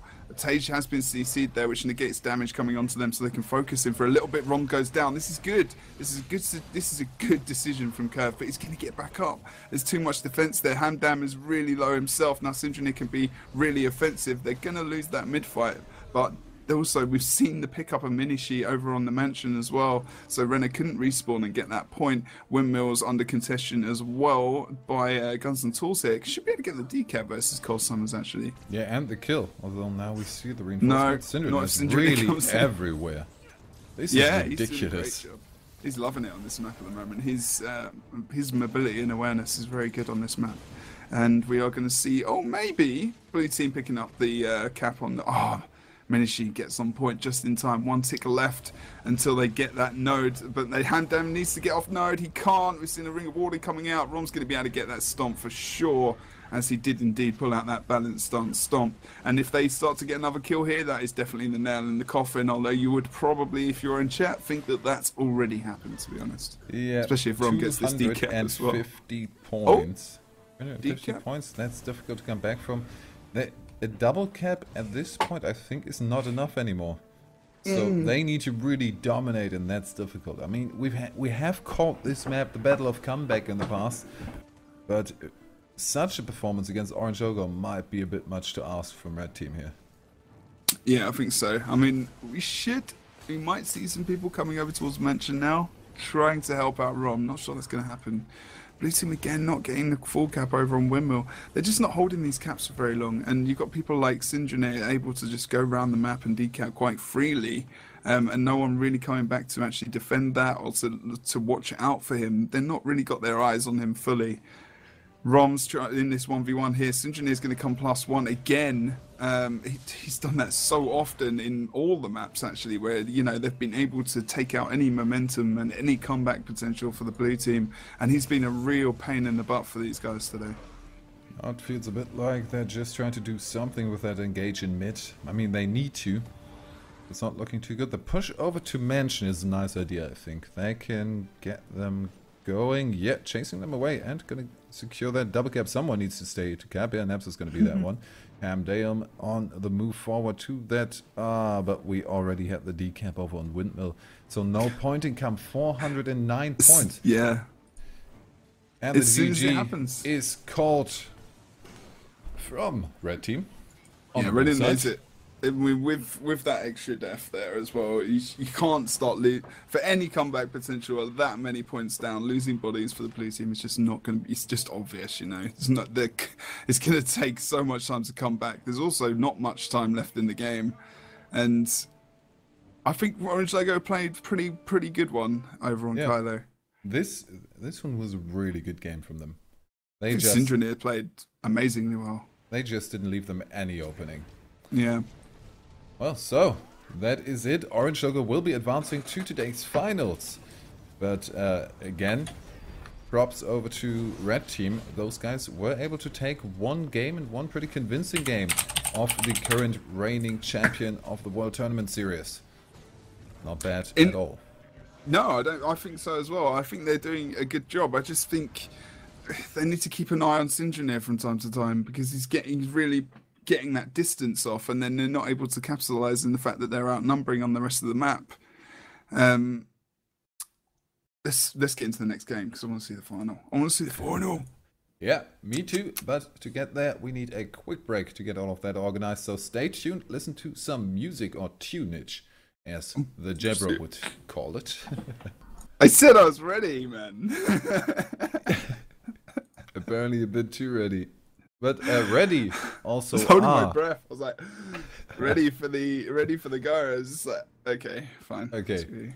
Ready are as well the teams in the arena, which are not the ones in the overlay right now, because I forgot to change that. I need to get used to streaming. No, they are. I just gave them points already.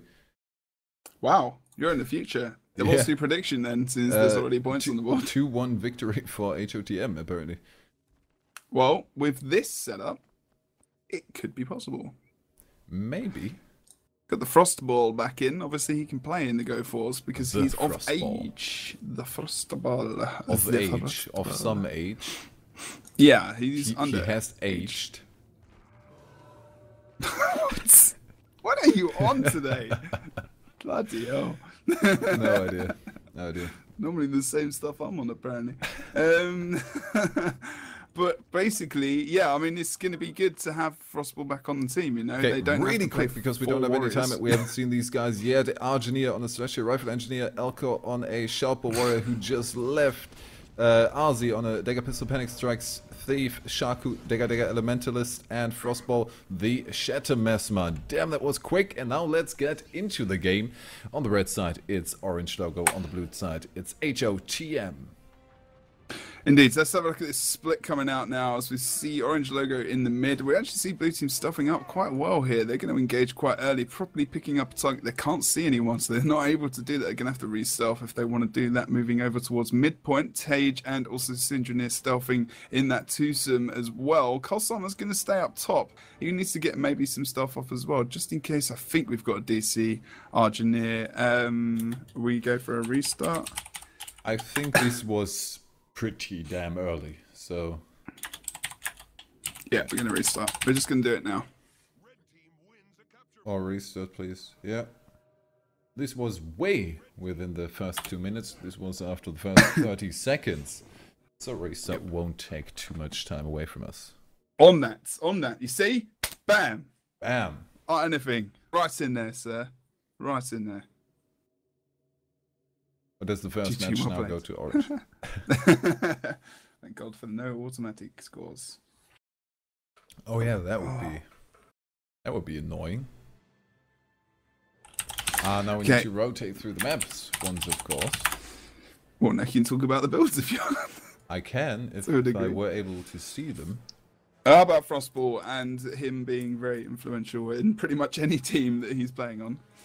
Yeah. Yeah, he is. Mesmer has to be. Mesmer has to be. You know, I think he's just one of those people. Mesmer just has the mechanics to really drive a team. Yep. I mean, it's the same with Misha and Helseth. Whatever team they're on, they play one of the most essential rules. I mean, the other guys need to do their job as well, but stuff like proper portals, proper mowers coming out, the quick burst spikes, just not dying to everything. Those are really essential things. I actually, and saying that, I actually think all of them play differently as well to a degree. Yeah. I think that in one sense, you know, Helseth is very offensive and defensive in terms of putting, you know, the portals in the respawn base, especially on Forest. Sorry, one of those places. You know, he's very combat medic aware as well as, you know, being offensive with it. Then Misha, who is very offensive, but also just at repositioning the teams. Same for Helseth, but you know, there's differences. Frostball. I think, you know, Frostball gets their team out of very awkward situations, but also is very mobile with it, transporting the teams into fights which they can outnumber, win quickly, and then go back into the map. So the DDoS don't start. Don't even start. I mean, don't start that. It's also like Frostball is one of these Mesmers who really plays with his Thief a lot. They're really one unit, whereas Helseth most of the time. I mean, we see some grouping up, of course, but very often Helseth in 1v1s. He plays with Texby more as well. He comes. I think those guys come together at different points of the map, you know, of the game, because I think, you know, they just find their combination that works. Because sometimes you know, Afif and Mesmer just can't. It's clear that they can't work together. They've not got that same synergy. Whereas, you know, I think Helseth might come in with Texby or someone else on the team to do what they need to do, I suppose. Whereas, like you said, I think Frostball and a Thief, normally it's many different thieves that we've seen him play with. There's always some kind of synergy there between those two and just their own play style. Oh, the Aussie swag here. Just look at his character. Yeah. Oh, swagalicious. That scarf and then combined with the glasses. It's a good combination. It just hasn't got bald head. Finish it off with a perfect look there. Sort it out, mate. You and your head. Oh no, wait. Ozzy? No, Elka. He looks better. He's got a suit on. Final. Go4GW2 Cup. Oh, wow. Yeah. What, is it too warm again? Yeah, it's a bit too warm. It's too warm in this house. It's summer. It's no windows open. Too much wind. Okay. Go4GW2 Cup. Exactly. Should be starting hopefully very soon. Very shortly. Orange logo. Ready up's missing. No, Minishi apparently not as ready as he first thought. Engineer, he's just on a ready up spree. It's gone back and forth. Now Orange logo, of course, won the ready up battle already. Yeah. Already ready up. Ready. I mean, it might be worth just talking about why, of course, Cole Summers is in the team. Obviously, I guess Frey can't play today for various reasons. Probably be another reason, I guess, that he might be subject to attack. I don't know, but just randomly. But I think they need to sort of have that other Zerker in their team. So now they've gone for the Ellie to be a bit more supportive, maybe for Cole as well. He's still got that updraft, not as much CC, of course. I mean, or nearly, not nearly as much as the engineer, but still can be very, very influential. But, you know, Denshi playing Elementalist, you know, way before he was playing engineer, I guess. Yeah, I mean, his Elementalist is the one called Denshi. Otherwise, he's the Denchineer. There we go. But now we're finally going back into the game. Yes, it's a restart. And let's have a look at the splits. Having a look at Orange logo again, stuffing up to mid ahead of those guys, but they're going to really... Oh, wow. The guys took a long time to turn around. Already coming out on Rom. He's under the bridge now, hiding. That he's okay, to get out. As got well. the stealth from Syndrome. He's, of course, playing with that And with that blinding powder that can help No, the he's not. situation. No, he's not. Wait, what? No. Oh, just smoke field explosion. Yeah, he just stuffed him, just AoE stuff with had the that. blinding powder. Yeah. I mean, that was nice from Syndrome because that really saved him. Otherwise, I don't think Ron would have got. He might have been okay. He was under the bridge. He came out of Moa, so the focus hadn't gone onto them, and they've actually completely switched it up, moving over towards Henge. And Alcor's in a ton of trouble now. We are going to see the Engineer coming out with some nice healing as well. Engineer doing a good job, but not enough versus those guys as they try to get more burst down. Nice slick shoes. Poison comes down onto the body from Syndrome there. Good job from him to try and stop this res from happening, but Argent is going to be in a lot of trouble. Needs to be very careful himself. That little pressure for Syndrome pushes him away, not able to push back onto him. Of course, Rom down as well. A couple of issues on that start. Tage going down as well. That blinding field, of course, not able to do as much as Tage just hit him just before he uses that bubble to knock him back, giving it enough time to Syndrome to come in. The res for the combination of the number 3 down ability, but Syndrome gets pushed back, and Tage almost able to get up there. Whoa. But not quite, from him. Not quite. So oRNG Logo currently one person down in this, and looking, and the blue team here, HOTM, looking good to pick up the double cap. Now they need to look for the follow up, and maybe Syndrome because he's a bit out of position. That's the pull. Arjanier gets the pull. Arzi with the engage. Nice knockback happening, and the slick shoes are there as the nail in the coffin. So one more person down, and we have them actually at that bottleneck there. On the side, that could be very dangerous, especially for Cole Summers if he's not careful. Yeah, they need to. Oh, Frostball. He's in enemy lines. Oh, the ring of warding. You're right. Yeah, he was really in a not the best position. Orange Logo members being in between them, so they could just really circle him off quite quickly and quite easily. Optimistic. Yeah, maybe. I mean, they definitely saw him. They knew what was going on, and I think he knew what was going to happen as well. Popped his distortion off quite early there to make sure he wasn't potentially he was going to survive that initial burst, maybe coming out from Tage and also from Cole Summers. But Cole Summers is coming up to mid now. Might be able to be quite influential versus Arzi and also Argineer here. It does get some damage off, but we can see the heals and also support coming back up. Arzi being very stealthy here. Look at him as he starts to move potentially towards a Mind +1 or even the Henge +1. But he's going to have to come back because Shaku's gone down just below the keep. We're going to see the 3 cap, however, because on the second try, because of the respawn, he moves over to his close point. No, decap on mid coming out before the cap over on that Henge node. Now they need to be really careful in defending this mine. Arzi, of course, a target that can be taken down quite easily, especially for Take if he gets a lockdown on him. But he's fairly evasive and gets a good first engage on Syndrome. That's going to negate some of that pressure. Arzi doesn't have too much room to work with anymore to still keep that cap, otherwise it's going to go neutral. But I think the advantage already now back in the hands of HOTM. 4 guys now for the defense.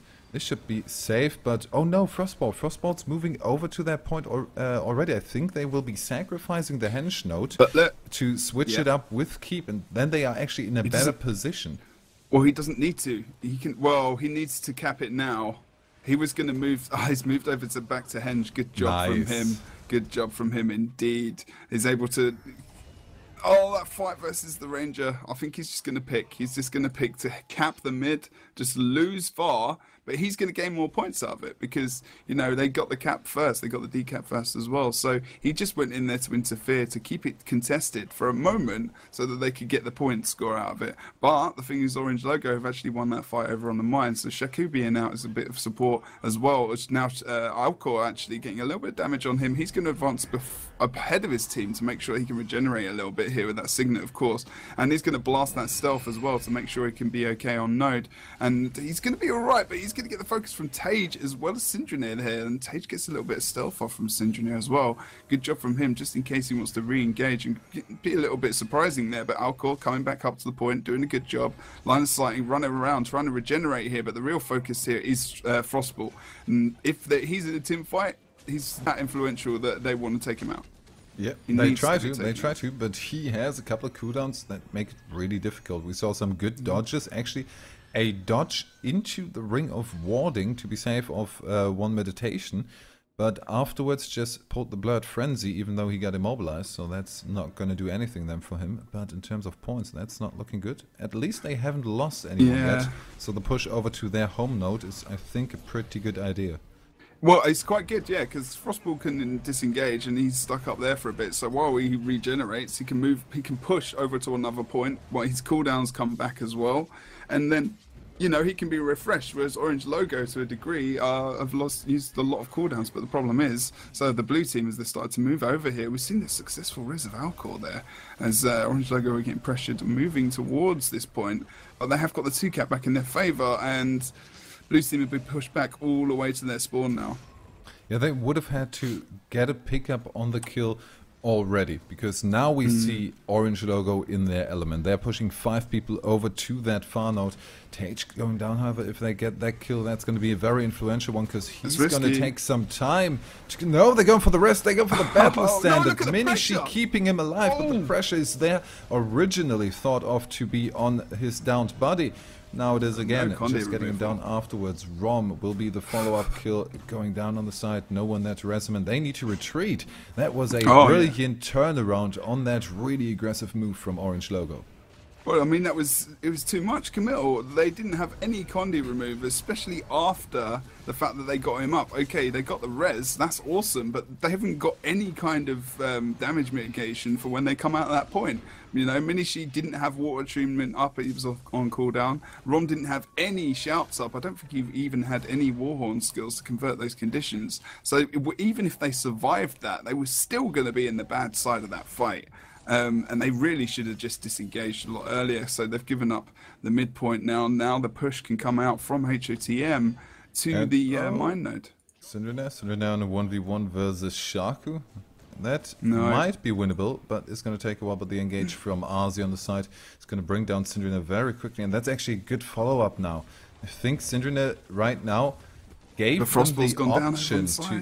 the option to keep this going. Frostball's going to be raised here below the keep. Oh, Syndra going to be back up. No, Arzi turning around for the damage. Minishi tried to commit to that, but now he's in loads of trouble. Got the panic strike proc up on him. Got hit by that static shield, and now Arzi, even though he has as little HP as Minishi has, just goes for the full offensive Frostball from the side. Now Minishi trying to be annoying, can't quite make it to that point, so they could actually leave him there, in theory. Yeah, I mean, now over on mid, we've actually got Cole Summers coming into a nice position where he can free cast onto Argineer probably. It's just going to put some cleave on, but look at that port as well, Frostball, and oh, good lord, almost. That was very nice movement from Cole there to get out of that situation, just popping that lightning reflexes as well, just at the end, getting that stealth so he can reposition himself, and now hopefully he can get some damage back onto the point. We've got Arzi here as well, so that would be a good target for him to try and take out. Frostball as well, of course. Cole might actually be able to pick up a cheeky decap. Yeah, well, Arzi's crippled. Will he actually? Oh, no, he might. No, Arzi is on there. Arzi, of course, it's a bit difficult for him to stay on point, but he's doing well with the dodges. And now Shaku on the side. But now the damage is Syndra pulling out from the team fight. The support is still there. Rom a bit out of position. Could be taken care. Minishi on the run. Tage on the run. Minishi the first one to go down. Rom has pulled himself back up. But Tage in no... Oh, are we going to see a battle start? No, still on cooldown. He needs to go for the hard res. And needs to abort that because they kind of picked up on that. Maybe the counter stomp on Argineer. Are they getting the call? No, we have the stealth on Argineer there. Arzi for the save, but Tage can go in with that Ring of Warding. Arzi dodging into the Ring of Warding, gets the Vampirism proc. Argineer trying to get Tage down as kind of payback for that earlier attempt to get the stomp there. Yeah, Tage down. 3 downs now. Downstate, Minishi in the downstate. This comeback is not happening, and they can even push. Wow. A 3-man team wipe down at the bottom. It's a bit like, you know, that's Cole happened is before. going to go next. Elsewhere. Yeah. Oh, wow. I remember that. That's the end of that game. 4-man team wipe down the bottom. That's more like it. But not for oRNG Logo. And it's not in a combat situation because they're already winning. So blue team, at the moment, they've won this game. It's really calm to come back now. They really need to do something special. If they can get these kills on Frostball's got his portal, he's completely safe. Gets the extra decap as well, just for the extra measures of making sure that they take this game. And that's going to be a GG definitely for those guys. Yeah, GG hasn't come officially yet. but looks like Cole taking quite a bit of time to get out of that spawn. No, now it's only a creature kill. The double kill still stands, and Arzi there in preparation actually for next engage. This Tage. Oh, no. The advance onto Tage. Oh, he doesn't have to use a ton of cooldowns though, so it's not too bad. And no one's going. Look, there we've comes got the GG out from oRNG logo, meaning HOTM pick up this first game in this best of 3, beating the reigning champion of the World Tournament Series. Yeah, I mean, we have to note, of course, that Cole Summers is replacing Frey as well. But, you know, he is a very good player as well. They needed that Zerky player. And we have said that, you know, oRNG logo still having a few issues here and there. Actually, only 3 people on that from the team original are reigning champions. Syndrome, of course, wasn't in that team back then. And Cole Summers now jumping in to replace Frey for a bit. Okay. Oh God. And this is the map. Would you remember? Yeah. Do you remember what happened last week? This is like one of the best games that we've seen in the year. Entertaining, I think, for different reasons. Just because oRNG logo, like, if you open the map, let's just tell them already. On this map, last week, it was HOTM versus oRNG logo, and actually they won the game, but they did it by going for still not 100% sure if it was definitely going to be a Lord Rush or if it was a mistake, but the way they dealt with the mistake was the thing. So if you look in the map, you can see like they went from, it was between Quarry and the Lord Rush, and we actually had the I think it was Arginil or an engineer at the time that was around here, but then we saw Frostball porting all the way back. They got the decap, I think, and then they actually kept the node, and they kept the rest of the map as well, and they just won it that way. It was very patient from them. It was very well controlled with the portal play, and just choosing big thanks just choosing it looks so creepy to use the eyes as the eyes of a smiley. Okay, I'm trying to be serious. Sorry. I can't help myself. I need to draw stuff on the map. Oh dear. But you know what I mean. It was a very good game, basically. And we got to this point towards the end where oRNG logo got put in a very awkward position in the map where they didn't move back out. They just was focused so hard on the team fight. And it was really, really interesting. So I think we're in for it today, but I don't think oRNG logo are going to be great on this map. Maybe oRNG logo now with the chance to prove that they can indeed pull it out on Fallfire as we go into potentially the last game for today's Go4 Cup. On the blue side we have HOTM, and on the red side it's the oRNG logo. Now they know that they're going to far push, which is why they've not sent anyone. Also because, oRNG logo to the Quarry, so they're going to pick up that point for free. They've got to they really have to they have to play this map differently because of Frostball. Now they've had more experience with him, so they know how he's going to move to a degree. But I think also the Mesmer is very different in his playstyle. He's very adaptive, so he's going to be playing. He's just going to be playing to how oRNG logo are going to be moving. He's gone back towards mid using that portal, which is normally what he does. Rom's going to pick up midpoint, and we're going to have a big team fight over towards Waterfall. So this is actually a really good move from oRNG logo. We're going to see an early banner there as well. Arjun is still under a lot of pressure as he moves to mid. Still has that turret though, so it should be okay. Minishi popping that gets that armor of earth as well, so he's not going to get knocked back. Syndrome goes down, pops back up, and he's going to have not many cooldowns left as well. Has to be careful. He's going to be very daring, taking out Shaku here as the rest of the members just collapse on him, and the cleave comes out, but also a little but bit still the res. Still the res with that. Frostball goes down as well. Frostball picked up on the side, Syndrome with the damage there. Yeah, Rom is gonna deliver the damage on that downed body. Syndrome now re-stealthing. Rom actually doesn't care about the stealth. Quick attack, got the immobilize on Alka. Are they gonna get the follow-up kill on that? We actually saw the decap on mid, and Alka makes it out alive. So now equal points with one cap for each team. Maybe Syndrome can do something against that. I mean, Cole is actually going to be maybe someone on this map who's going to make a difference against that Mesmer and the Thief, because he can pick them out from distance and really be a pain in the bum. Frostball as well coming in again from the sides. They have to be careful there. Seeing another banner coming out onto mid, so we've got none left for a while. Aloza Alcos is going to come off cooldown before Roms. Shaku just poking, Sinjin just poking Shaku there as well. And Tage is really in the corner. Look at where he is. He's trying to line of sight damage, but he's also putting himself in a good place for them to centralize that damage. He needs to get out of there. Even Alcor trying to go for the pursue onto him, but as he does that, that's a good target to try and pick up for oRNG Logo. But thankfully, the rest of his team are going to focus with him and push him up towards the quarry.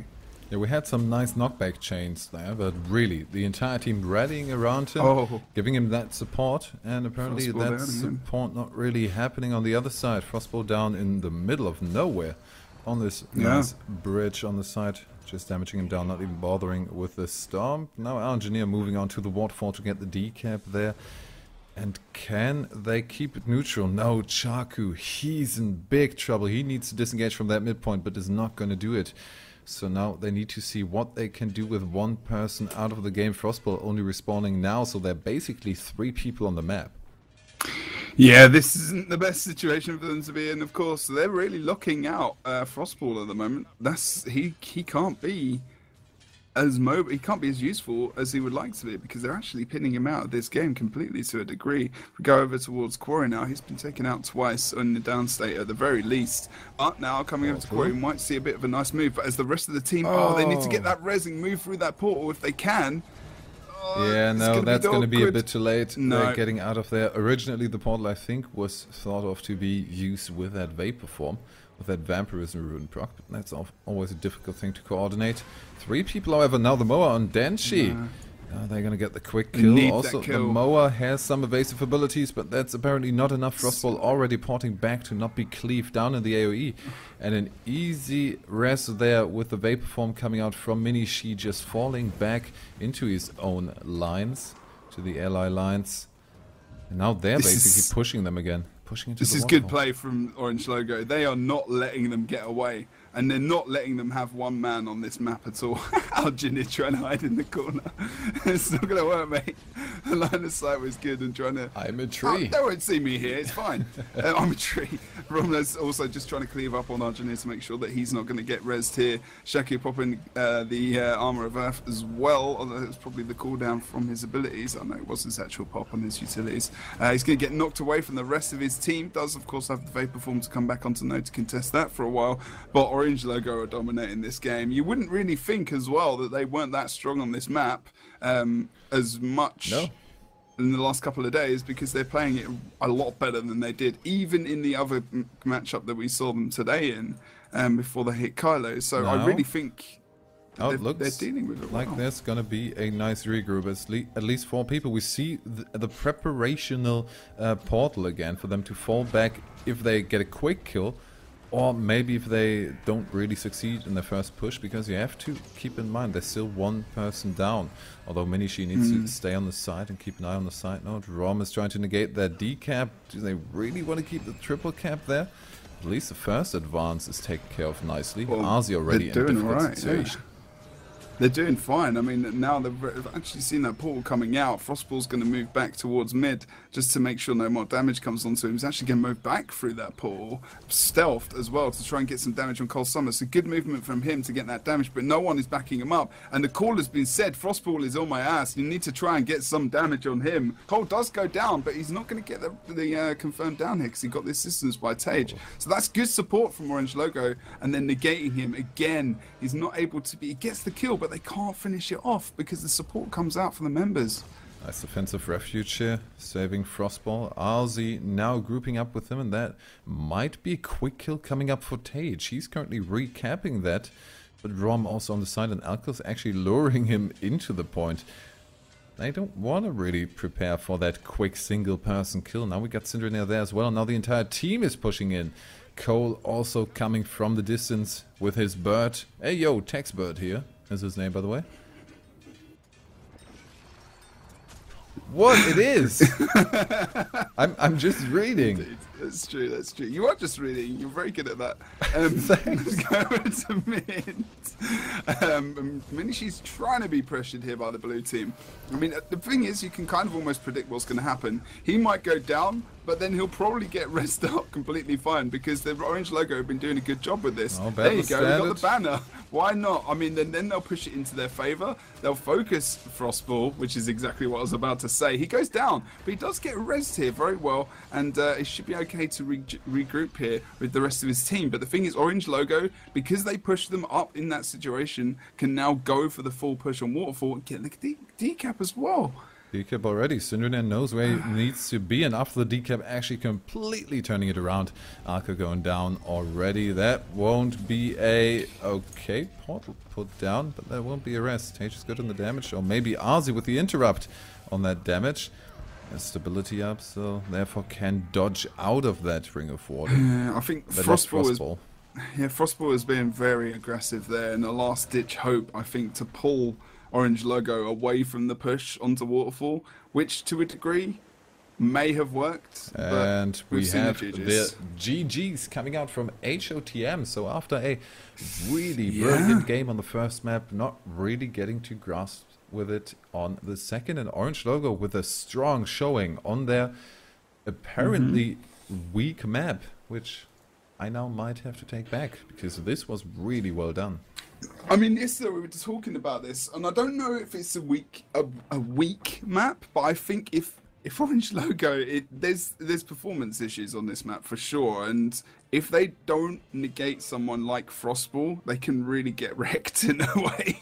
Yeah, but they did. They did, exactly, and because they did, you know, that's one of the many reasons they won that game. But also, I think they actually genuinely played a lot better on this map, just in terms of their own skill as well, because I think it felt a bit.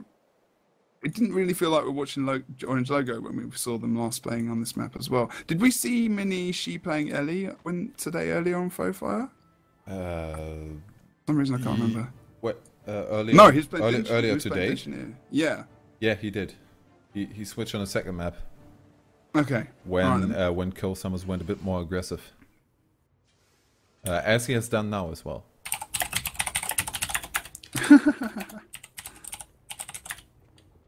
It's really awkward.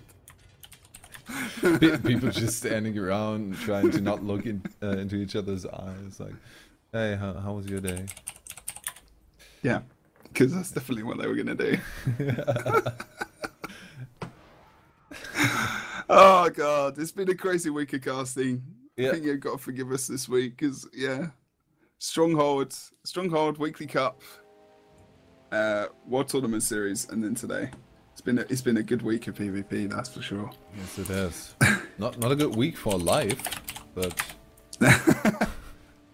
other than that, indeed. I'm happy because in the third map, it's all going to be decided. The third map for the finals is always a nice thing to see, and this time around, not like yesterday, this time it's going to be the good old, reliable Battle of Kylo. Indeed, so we are going into Kylo-ness. I don't know why then, but for some reason in my head I thought Orange Logo had won. I just assumed they'd won the first, for some reason, like they won the whole thing just by that performance. Like, that really went through my head. I think I almost was about to say, congratulations to Orange Logo. Yeah, I heard the congrat. I was like... And then I interrupted you. I don't know why. Okay. Used to saying it, maybe. Nobody would have ever noticed. You could have just said... well, you could have just wanted to say congratulations for picking up the round and making it to the third I don't know map. what. I didn't say it. You said congrat. I said congrat. I was about to say it. All right. Yeah. Anyway, let's not talk about halfway through, man. Okay, we are ready to go into this final game, which is going to be the final game of today. Ready? Yes. Everyone says I'm trolling in chat because it didn't end the game. Yeah. I've never trolled in my life. The Jeb troll.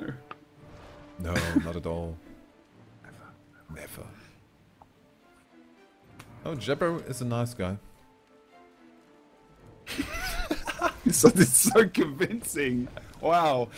Nick, cheers. Let's just go into the game and talk about Guild Wars 2, shall we? Yeah, we could talk about the game itself. We're going to break up soon. And there's the... What? And there's the big question now, not that one, but the big question being, what happened in the last game? And is it? Do you want me to tell you? Yeah, what happened? Where'd you like it? What's going on? Really? Maybe a bit more analysis-esque. Well, and they locked down Frostball, you know. But the thing is, when they actually pushed the map and they pushed the points, they kept going, and blue team couldn't defeat that momentum. They couldn't push them back. And you saw it. The good example was right at the end. Frostball tried something very desperate. He popped a portal up the top for when he could really push with his team. We tried to push into mid to try and get some kind of decap or contestation, or at least maybe a quick kill on someone, so that would enable his team to push back into the map, and was the last chance, which is why they GG'd after the fact that someone went down, because it was their last chance. And it was a very last-ditch effort. But it's pretty much what happened. I mean, you know, oRNG, they were supporting their team. We didn't see many kills from HOTM either, to be honest. No, not really. For most of the time, Frostball just fell over first. And that's then basically a lot of the damage potential. What? Oh, actually, apparently Arzi is in a self-made photo shoot. He likes the map. He's taking pictures.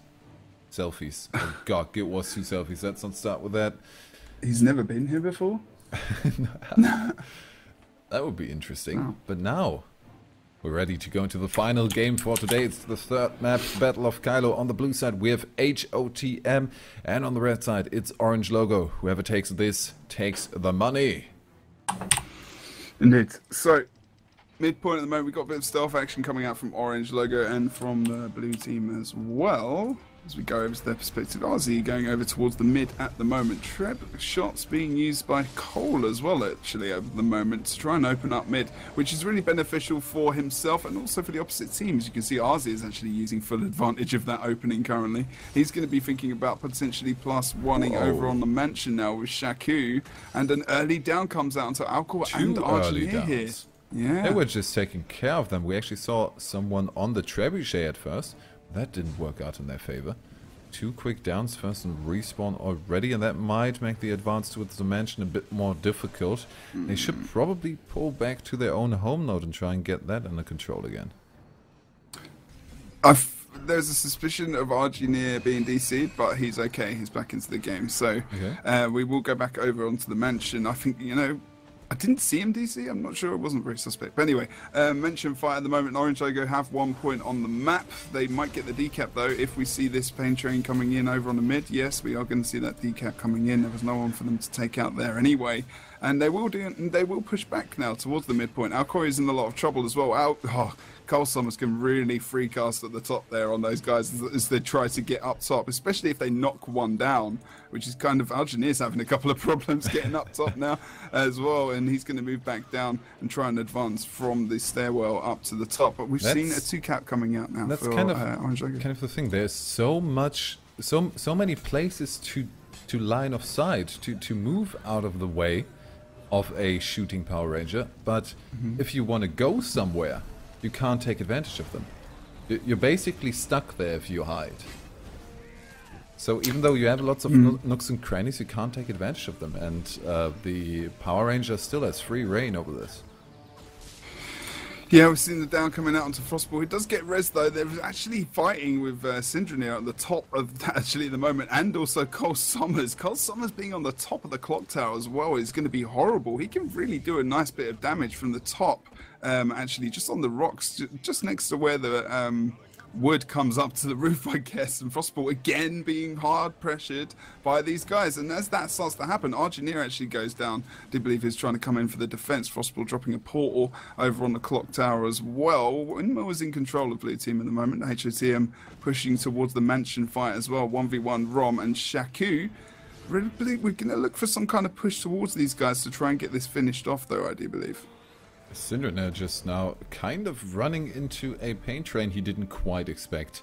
Wanted to get a quick kill on one of the squishies, but he was not alone. But now he can move on to Shaku, get him down. Arco needs to disengage. They actually, HOTM had a really good disengage from that mid-fight, but weren't quite able to take advantage of that. Maybe a bit too focused on getting the kill on Syndranet first. Oh, Minishi.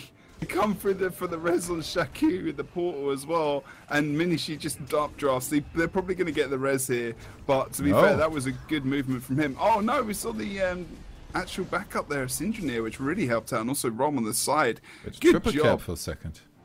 Yeah, if he hadn't have done that updraft, they would have got the rest for sure. And they followed up with the kill on Arzi. And this is how they can enable them to not come back into the map. As soon as they get that first kill, they're normally getting a second as well. And it's really hard for HOTM to then try and be mobile around the map and actually coming into the game. Arzi now popping down that Shadow Refuge to give himself a bit of space, regenerate and reposition.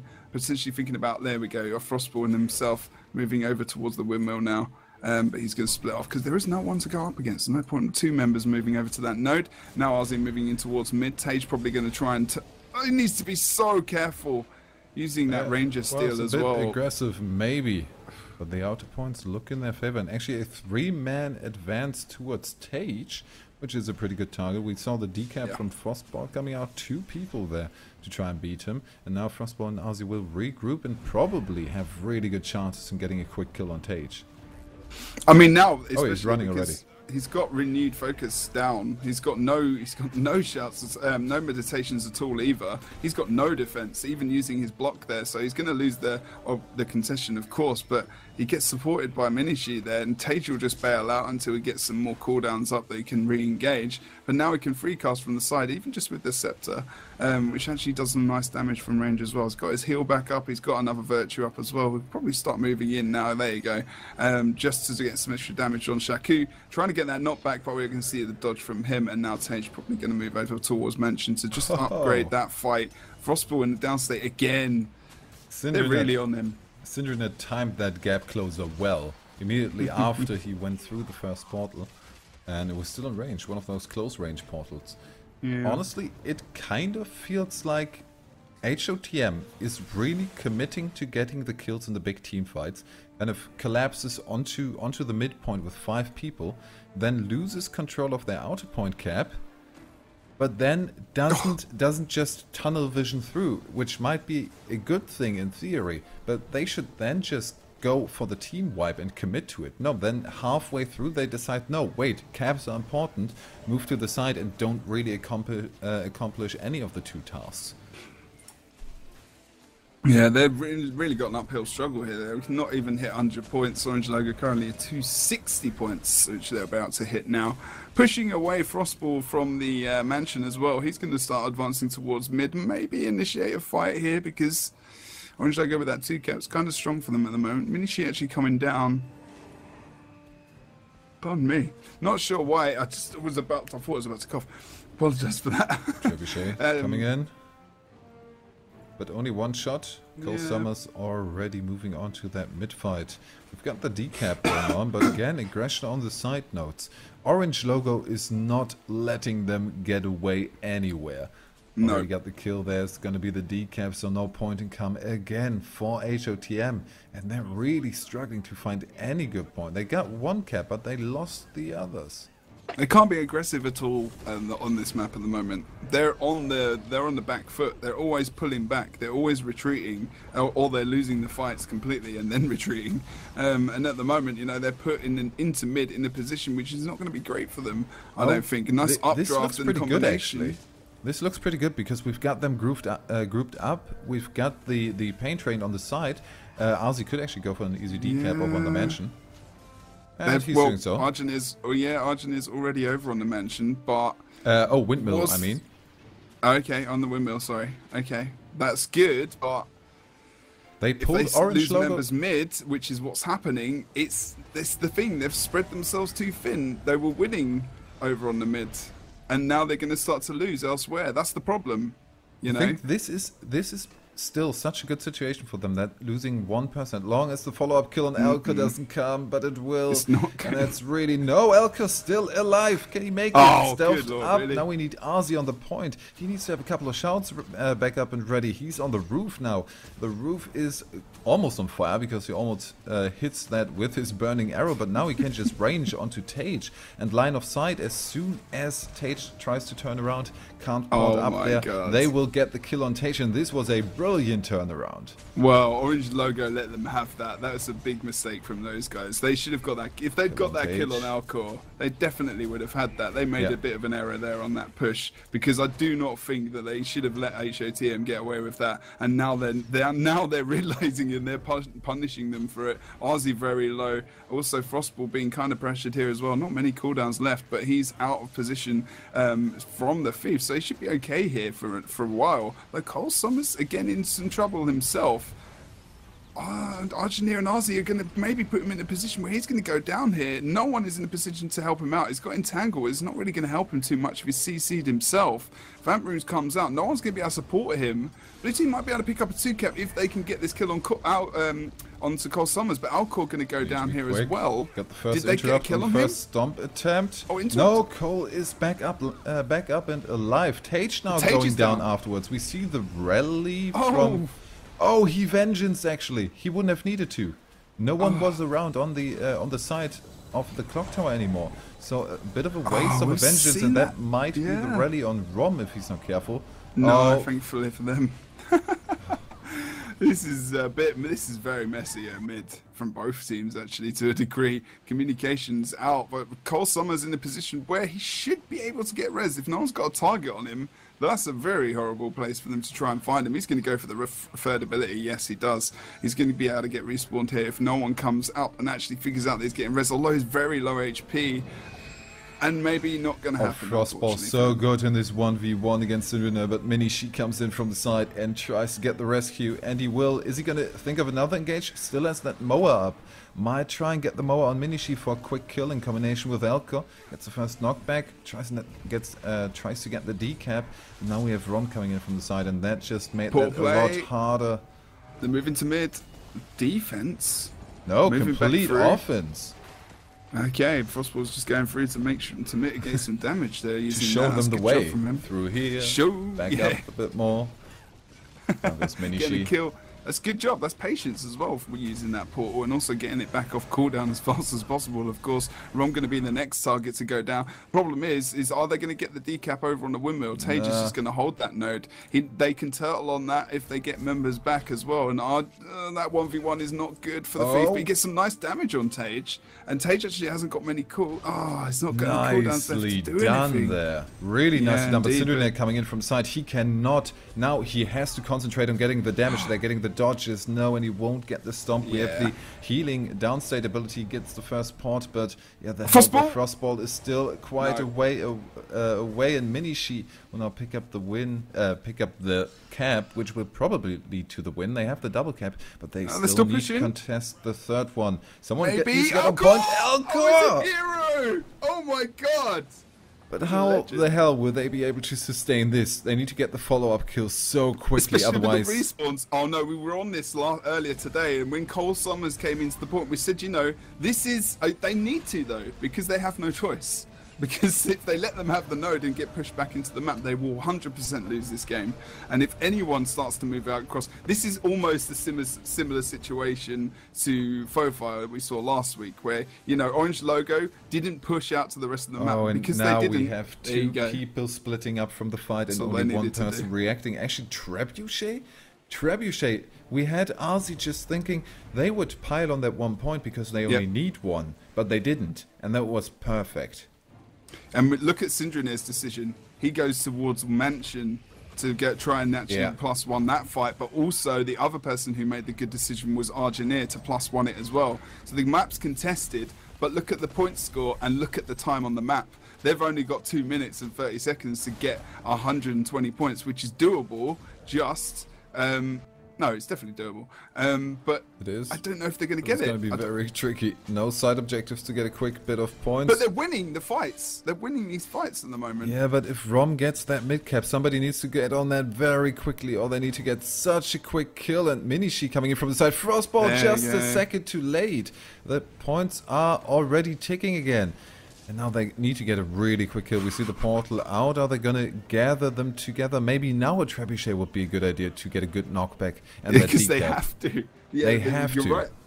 They have to stay on the point. And Minishi goes on. He's going to die. But no, I don't think Rom... Oh, it's not good gonna come off knockback. point. That Oh, might no. be the decap there. We see the rest banner, no, but he's not back quite on the point decap. with the Minishi Vapor down. Form Frostball and could banner. be stumped. It's Banner decap. coming out. Ozzy is down. We do have the decap, but a double down. Elko also almost about to follow. That trebuchet action coming out from Cole Summers on the side And is look at really him. doing the work. But still, these are stomps No, it's from Argineer. from both. Both sides trebuchet. Blimey now. That's great anti-pressure, but they've still not got a cap. We've only got 1 minute and 10, haven't. 15 seconds left. They've come back with still 130 points. And we're getting the kills now. Shaku down, that's going to be 490 points as well. They need to dodge in a second. Oh, Rom no, gets hit no. by that. What Now is going on with only people 10 points to go. They will today? pick up the cap. No, maybe Rom. Ozzy is going to be No, the hero on the Ozzy's gonna side. get He could get the kill on Rom if he's very quick. Oh. We see actually the trap coming in from the side. He's just staying on that because the mid node is their only chance. Only 50 seconds left. He gets Rom down, but we do have the Ring of Warding and he can't get into that fast enough. Might actually give up the cap and over on the windmill. That's actually it. And we might see Ozzy being the stomp. No, the caps do the work. And after a really after a struggling end there, oRNG Logo picks up the second win in this best of 3. So They are many today's people- champions. And so many people complaining that they weren't dodging the trap. Many comments of damn the trap sound. You can hear it apparently. I'll see it coming in. But yeah, no, that trap almost made the difference for those guys. But And on both sides at the same time. yeah. I think Argineer's traps were actually doing the big damage there because Yeah. oRNG Logo were not dodging that. They No. were not dodging it. And they had dodge available, but they weren't able to. They were so panicked with trying to keep the point as well that their focus was on, treb dodge, keep node, try and get a kill here. We're scrambling to try and get any kind of points here. And these guys have come back so well. They came back by almost like 250, 200 points. So anyway, that's it. I wouldn't have thought that they'd make it that close after the first start of the game. So yeah, definitely HOTM team to watch out for. Sadly not for the WTS, because no Frostball. No frost, no frostball. There we go. Okay. Just okay. It's been a long week, but this has been a great week of sPVP in terms of ESL and also in terms of just generally Guild Wars 2 as well. If you have, not if you have, but join us this week. We have the ESL Monthly actually on Wednesday in Cologne. Oh, yeah. Which Damn, will the be with PvP is my... not stopping. No way. With myself, Nick, and Colaris as well, and also potential... Are we in the right studio? I don't know. So We'll have to wait and definitely see. Jebro and Colaris maybe me. With the potential Nick. Potential. Potential Nick. That's a new character name. And There's about then, a of 50% course... chance of Chronic in the future. Thursday Weekly Cup as well as Sunday for the ESL Go4. We are moving towards WTS as well. We already have TCG going there. We do have a second team. We're not sure when that game is going to be replayed between oRNG Logo and Majestic Capricorns, but just stay tuned to the forums and our Twitters and other information, and we'll pass it on wherever we can. But otherwise, I think that's it. That's it. Yeah, that's it. Congratulations to oRNG Logo for picking up the win.